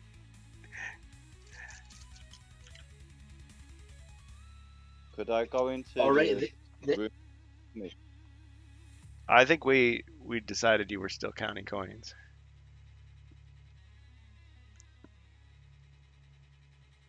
Right? Am I wrong? Yeah, technically Yeah. the monk is still counting coins. Yeah. Yeah. He's busy lost being led by the direction arrows of IKEA. So the elf's going to just run after the barbarian, make sure he's looking after that rug. I'm concerned that he's not giving it due care. Yeah. It says dry clean only. No, they don't dry clean rugs. What am I saying? I don't know. Okay. All right, so you're out of the quest. Congratulations. Okay. Next.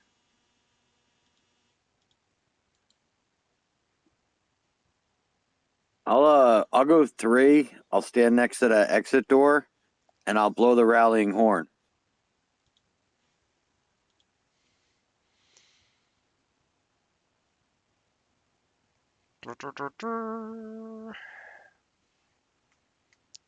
Okay, so the monk will get an extra. Yeah, I'll get to move 18 spaces or extra die. Yep.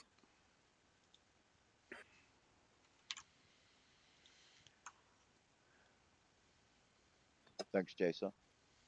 No problem. And that'll bring it back to Zargon's turn.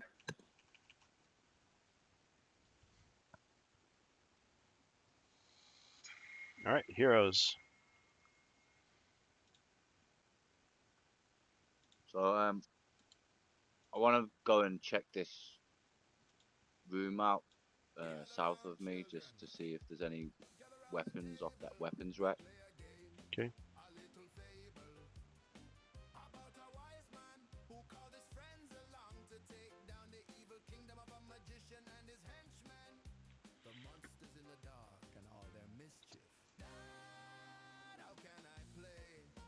All right, you found a bastard sword.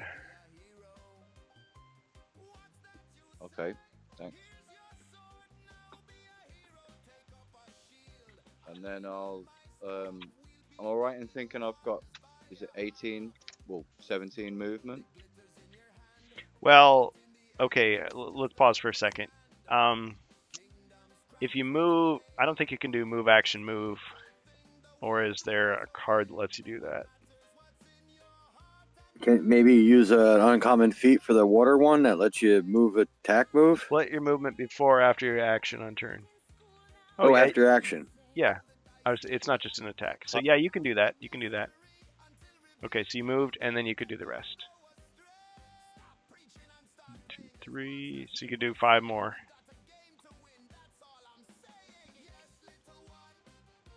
Okay. Okay. Elf is out. Dwarf. Oh no, 18. Yeah, you could go all the way out. You want to? Okay, yeah, I'll go straight out. All right, the monk is out. And I'll follow him out on my turn. All right. With the Gene Stealer on your shoulders, you've escaped the quest. Congratulations. All right, that was Pit of Dread. All right, and like I said, no stream tomorrow. I'll be playing hopefully an in-person game with some other friends. We'll see how that goes. But I can read you a preview of things to come. If you'd like to hear what the next quest will be like. Oh, yes, please. All right, Quest 9, Fortress of the Ogre Lord. At last, you've reached the heart of the fortress, where Ikur, the Lord of the Deer-Grushed Ogres, presides over his domain. Ikur has become completely corrupted by the lure of Zargon.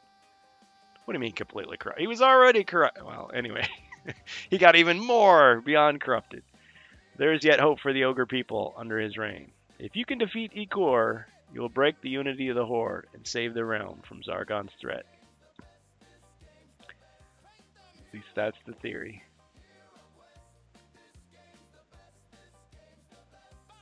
Awesome. All right. So that'll be the next time we play this, the Fortress of the Ogre Lord. Story time.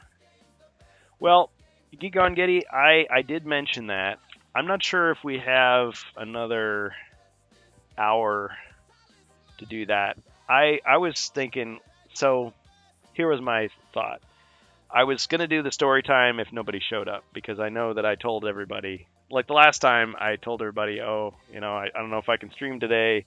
People made other plans, and so nobody showed up. And it's like, oh, shoot. Well, can't expect everybody to change back. So I was going to do that if we didn't have enough people to play Hero Quest. But since we do, we did. We played. We had a good time. I think we'll save that for another time. I do have lots of Choose Your Own Adventure books. I want to thank Wardicon. He sent me some of his books. If you guys want to take another minute, I could show you what he got me. Oh, yeah, that'd be cool. Yeah, let's see. People send me stuff. This is what happens when you become a streamer. You don't make any money, you lose money, but people send you stuff. It's cool. All right, be right back. That was one marathon quest. We can't be far away from finishing this campaign. I think the next one is the last. That guy sounds like the main boss. Yeah, the ogre lord. Yeah, I call the ogre king or whatever. I think he's called Icor. Yeah. Actually, it's pronounced Igor. Frankenstein. Yep. Classic. Hey, it's almost Halloween. If you want to watch Young Frankenstein, it's a good time to dust it off. No Hero Quest fans Saturday, and what's worse, no Hero Quest fans on Halloween. I know. Hey, if you want to do a watch party of an old episode, be my guest. But I hope you get some candy. I hope you get have a good time. So, I am really curious for my European friends here. I know you guys had a lot of game books. Like, you had Lone Wolf, I think, before we did. You had Fighting Fantasy. Did you guys get Choose Your Own Adventure as well? I think we did. Well, I've got in front of me The Fellowship of Four by Dave Morris. Oh, of course, the Hero Quest and The book. Screaming Spectre by Dave Morris. Nice. I don't have the other one. I've got two of the three. Oh, yes. So Tyrant's Tomb is the one you're missing. I got them. I couldn't believe it because they were like $45 a piece, but I got a pretty good deal, although you can read them for free. I mean, the PDFs are out there, but yeah, I do a few things in real life outside the internet. Yeah, so you guys had lots of stuff. Well, there was lots of different books I remember, and most of them I only found them at my local library, and there was a flood, so I'm sure they've all been destroyed, sadly, because they were like on the kids' shelf, so like on the bottom, the water levels would have risen and destroyed them.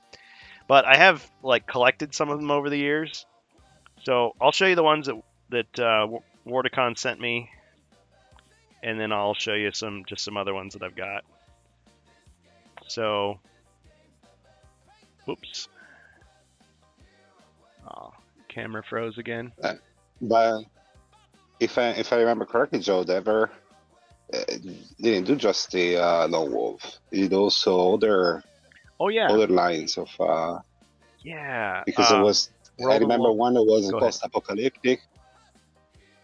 Freeway One that was post-apocalyptic for sure. Freeway Warrior. Is that what it was called? I don't remember. I don't remember. I think it was. And was it I've Italian? So I've heard of it. It's Freeway Warrior, so it's like kind of a Mad Max. I never saw it, but it was probably in Europe, and I just didn't. Because we had Lone Wolf, and then we had the World of Lone Wolf, which was about Greystar the Wizard. I had the bunch from Dungeons and Dragons too. Oh, nice. Oh, and I'm sure you had the Doctor Who ones too, right? You may have had all the same ones we did. Certain ones were more popular. Was not super popular Doctor Who in Italy. So I guess it's yeah, it more was very UK. extremely niche.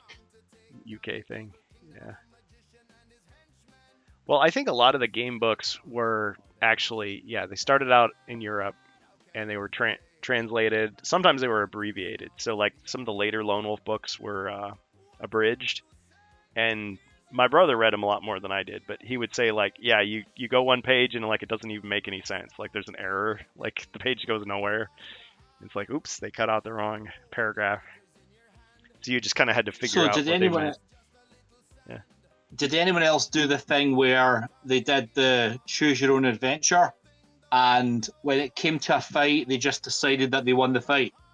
I think a lot of us did that.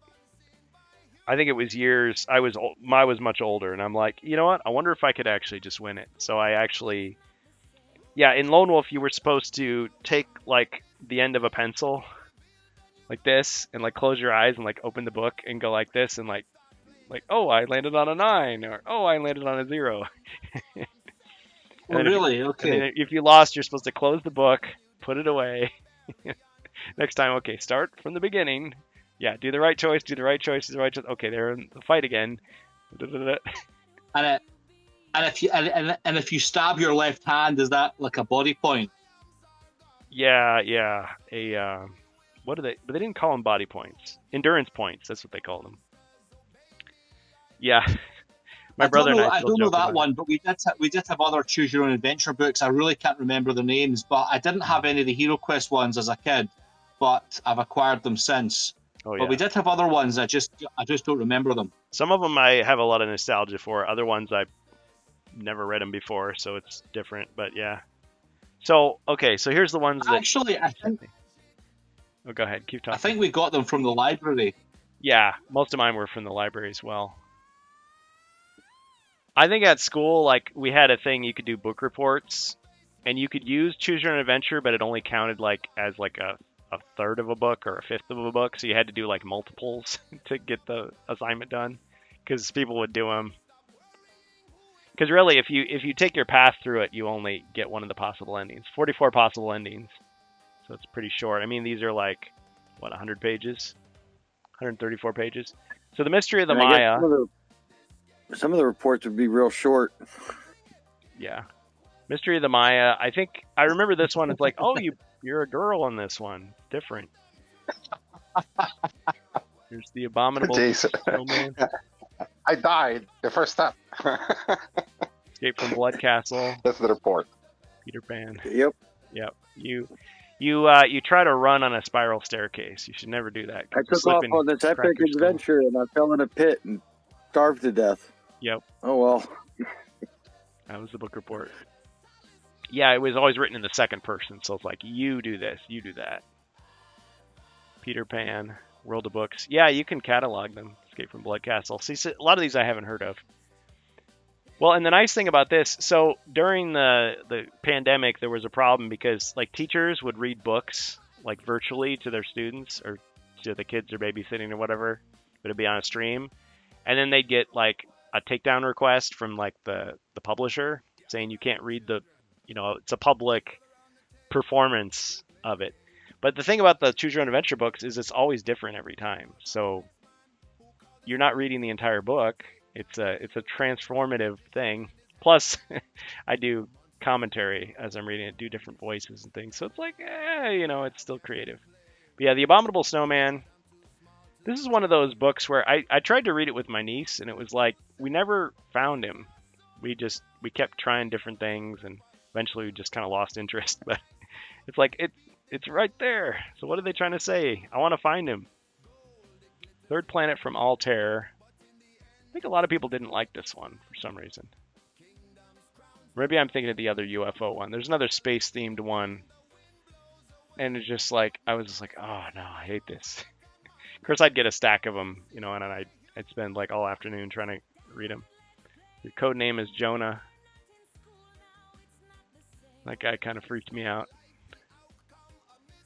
Just look at that guy.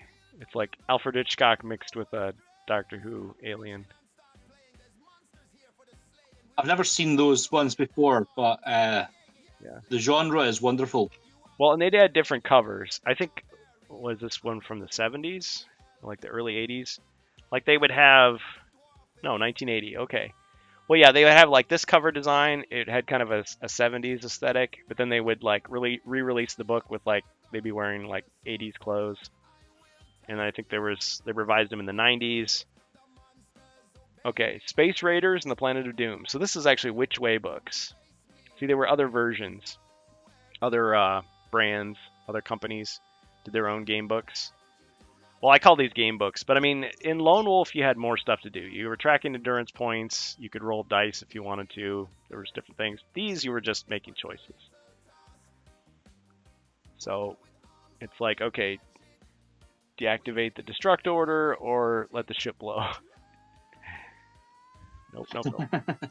Yeah. So I like these though. The cover would always get me. It's just like, okay, that's what it is. And then, flip to the back. Ooh, that sounds amazing. Okay, add that to the pile. So that's what he sent me. So thank you very much for those. I'll show you some other ones that I have. And these are not from childhood. These are ones that I bought since. So Wizards, Warriors, and You. This was a set where you could either be the wizard or the warrior. So this was more into and of course they always have the kid that signed it. So thanks to that guy who donated it, I guess, at one point. Conquest of the Time Master. Yeah, so those were some of the ones in the series.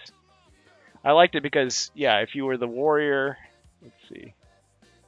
I think it was at the back. You would pick your weapons. And so it would be like, oh, if you have this weapon, you can do this. If you didn't bring it, then you can't do that. And I think in HeroQuest, we actually adapted some of these. It's like, oh yeah, the triple crossbow. That sounds good. Flail. Yeah. Well, I hope, I did involve the game books. It's not story time. So the Book of Weapons for the warrior. And then with the wizard, you had the spells. So you could read the book differently. Like if you're the wizard, here, start here.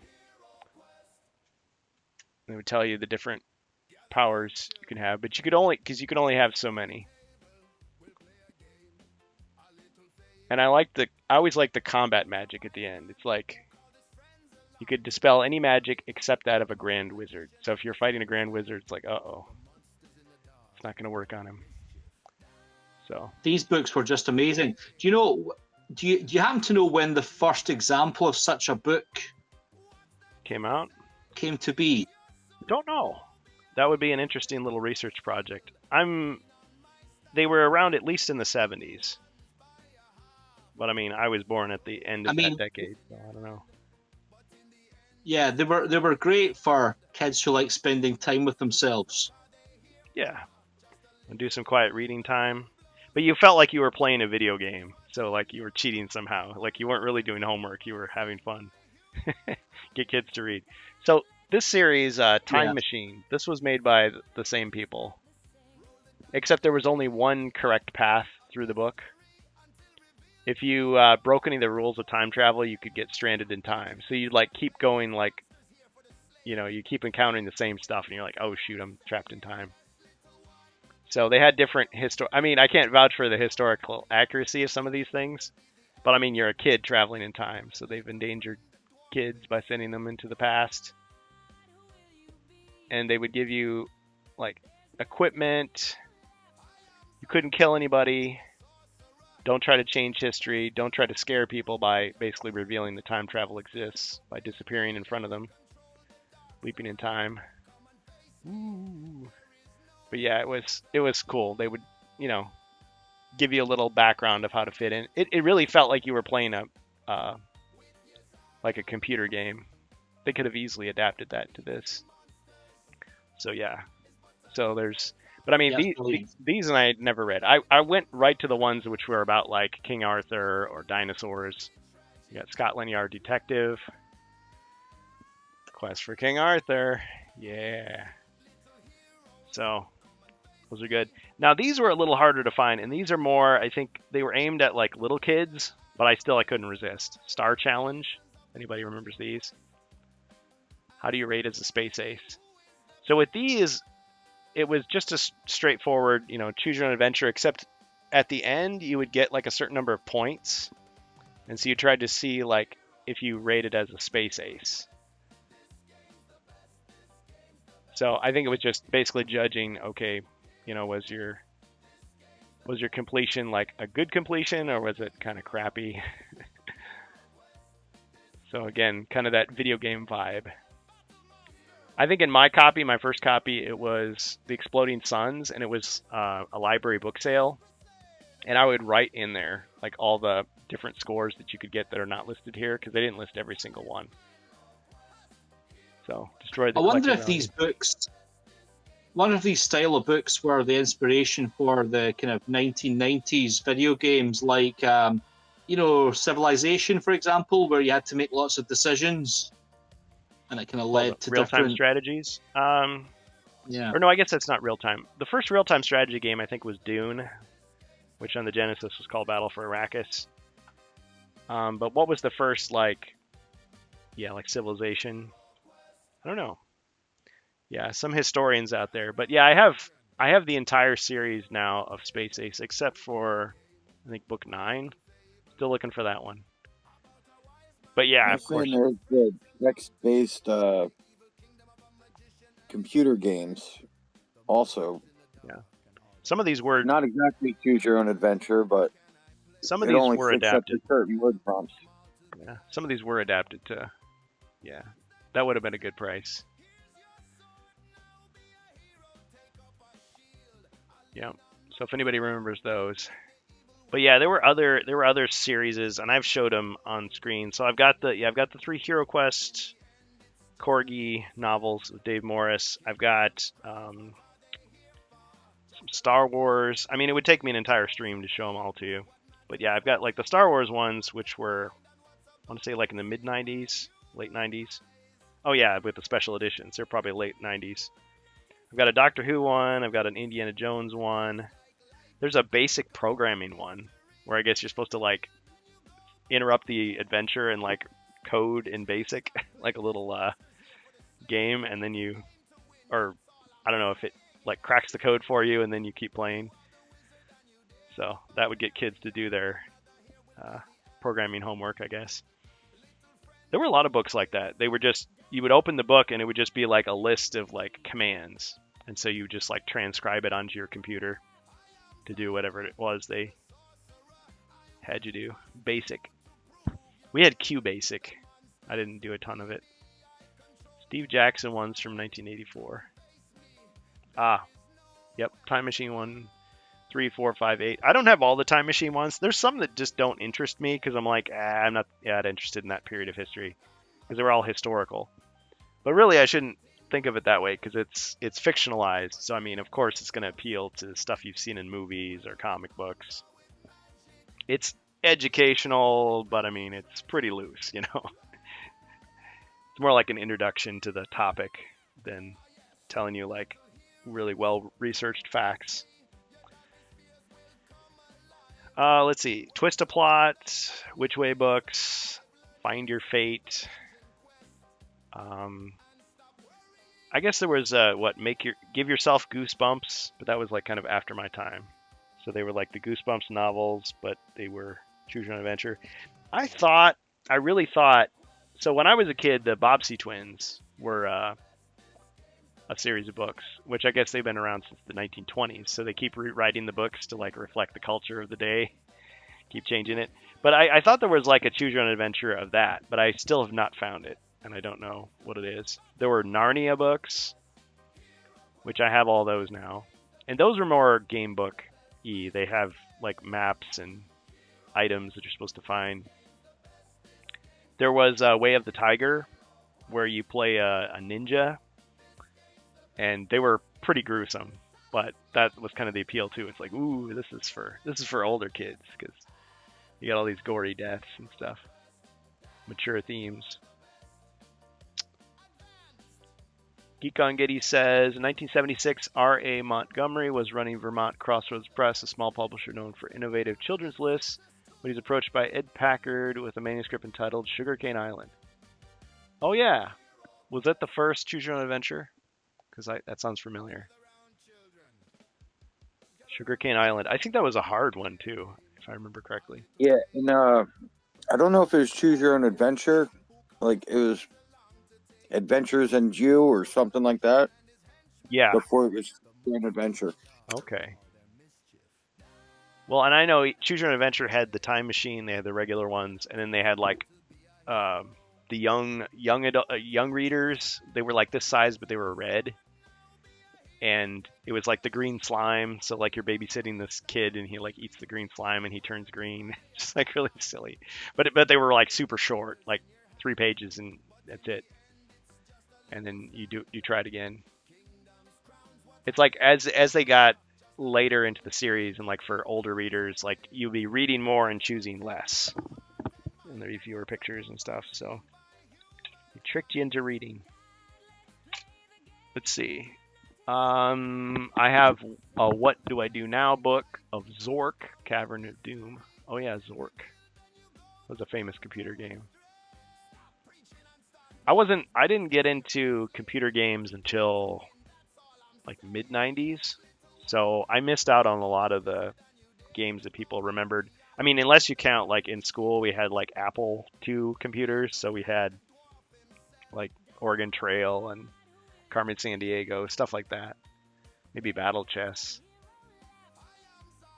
I have a theory that these books, these wonderful Choose Your Own Adventure books, were an inspiration behind the TV series Nightmare from the mid to late 80s, early 90s. Nightmare. Was it where? Go ahead. Yeah, where teams of players, made decisions. They had to choose which door to go through, which item to take from the table. Yeah, I definitely think these books may have been inspiration for that program. That absolute cult classic children's program from the late 80s. Never heard of it, but then again, I grew up in America. It almost kind of sounds like an escape room. Maybe before. It was almost like a view of a third-person view of the contestant, and then they'd have their friends who were watching them as they would direct them around in a almost like a CGI room, basically. And there would be actors role-playing in there as well. So they'd be playing a role of, I don't know, a goblin or whatever. And the people watching their friend as the contestant would say, there's a goblin in front of you, step 2 square left, then move north 3 steps. And, you'd have to literally direct them. So kind of like we do here, except in live action. Full-bodied. Yeah. Yeah, because the hero in the dungeon couldn't see anything. They had a helmet on, they couldn't see anything, and the players had to direct them. For the amusement of the crowd, they just have your friend like run into the wall multiple times. It was really funny sometimes, but also really gripping viewing. Nightmare, but with a K at the front, as in night. Nightmare. Oh, like a night helmet. This sounds really familiar now that you describe it. I wonder if there was a similar. Yeah, you can see it all on YouTube. Actually, they've got I think actually the early seasons were even better, even though the CGI wasn't as good in the early seasons, but somehow All you the know CGI. somehow the early seasons were better. Was it Nick The Arcade that health. had the CGI? Because I kind of remember in that game show, like the kids would be like inside the video game, but I mean it would be like a CGI background. So, but I've never seen Nightmare. I'll have to check it out. Yeah, it was all CGI. Yeah, there was I think there was some real I think there was some real props used. Yeah, there would have been like some things. The adventurer, as they called them, could see like a table with items in front of them, but mostly it was CGI. Mostly it was the friends, as Grimlor said, guiding them. So you'd be like living inside a cartoon. It was, yeah, but I mean, for fans of Hero Quest, it was like absolutely gripping viewing. Nice. Yeah, see, when I hear Nightmare, I think of, I think there was some vampire TV show. Or no, that was Forever Night. And then the board game where the gatekeeper, you talk to the gatekeeper, but that's a totally different thing. This was a TV series for kids. Yeah, in fact, now that I think about it, it was before Hero Quest. Yeah, this would have been prior to Hero Quest. Oh, so before '89. Yeah, this would have been like 86, 87 maybe. This first came out maybe. So Stephen Baker was sitting there filling out his application to be a Games Workshop manager, and he had it on the telly. He thought, I could turn these into plastic, and the rest was history. Well, don't know that. Yeah, who knows? But yeah, they're all on YouTube. They're really they're really interesting. I think it's no secret that Hero Really Quest good stuff. is derivative. I mean, it brings together elements and inspirations from a lot of different sources to create, what we had. And as in Carmine told me one time, I mean, that was the board game industry for a long time. People didn't worry so much about, well, who came up with this particular element, and we got to make sure we put a credit right there. It was just everybody copied everybody else. Everybody was inspired by everybody else. Everybody did a remix. Whereas nowadays, it's like everybody fighting over every inch of the IP. And I mean, rightly so, when there's money to be made and everybody wants their piece of the pie and proper credit. Yeah. Okay, well, cool. All right, well, thanks, guys. Yeah, I even have, I forgot to mention, I have a couple of other Star Wars books. They're magazine sized, but they're kind of thicker, so they're not quite like a coffee table book, but they're bigger than just a mass market paperback. But one of them is you're basically playing Han Solo, and the other one you're basically playing Luke Skywalker. And it has I think it's a simplified version of the Star Wars RPG from the 80s. I haven't played them yet. I mean, when they arrived, they were in plastic, and I was like, oh, do I even want to open these? Are these going to fall apart? Or is this but I have them, so at some point we could always dig those out. Yeah, in past years, if not on Halloween, maybe late October, early November, I would just do a reading. Just read through the books, and if people are in the chat, when we get to a choice, just try to take a quick poll and see what people want us to do, and then just go with it. On the Rantcast podcast, we did some live ones where Strange Bus and I would just take turns reading, and we would do the voices and stuff. Sean Connery would always show up at some point in the story. If anybody remembers, it was at his old place. We were down in his basement, and I was reading, and he went to take a break or something, and there was this window behind me, and he would put his face up to the window to try to be a ghost. But I think if you watch it at the precise moment that he's doing that, I moved my head, so I blocked him out. So I had no idea he did it until later. He's I was trying to freak you out, but it didn't work. Geek Gungity says Nightmare used green screen. I once had Spring Break. Job. Filipino using the same video mixer suite. Oh, interesting. So I presume it was sort of like on a weather station where like the person who's doing it is just looking at the blue screen or the green screen, but everybody else is looking at a monitor. So they're seeing the fake background and the CGI, and they can like orient you and say, no, go left, go left. Go right, stop. Yeah, exactly. Yeah, so sometimes it was really fast paced because sometimes there would be like, you know, goblins and stuff come in and they had to get away quickly, and so they had to respond to really quick instructions. So they'd say, "Oh, quickly take two side steps to your left," and the guy would go right and then straight into the goblins or something like that. You know, it was really good. Yeah, I'm having flashbacks here of the other show. I think it was called Nick Arcade, and a lot of it was just, it was clearly like marketing to promote various video games. But they had a sequence where it would almost always be like Pong or something else. But the kids would be running around, and you could tell that they couldn't really see what was going on because they were just sort of staggering around and like doubling back and like tripping over. But you think as a kid it would be easier because, you know, you got your imagination and you could imagine. But like, what were they really looking at? I don't think we ever saw. Like, was it just an empty room, or was there just like, you know, a stagehand saying, "Ooh, I'm the obstacle," or was it just, you know, foam pads or something that they had to run around? But yeah, it was like dynamic. So it's like, okay, grab the item before the monster gets you, before the laser shoots you.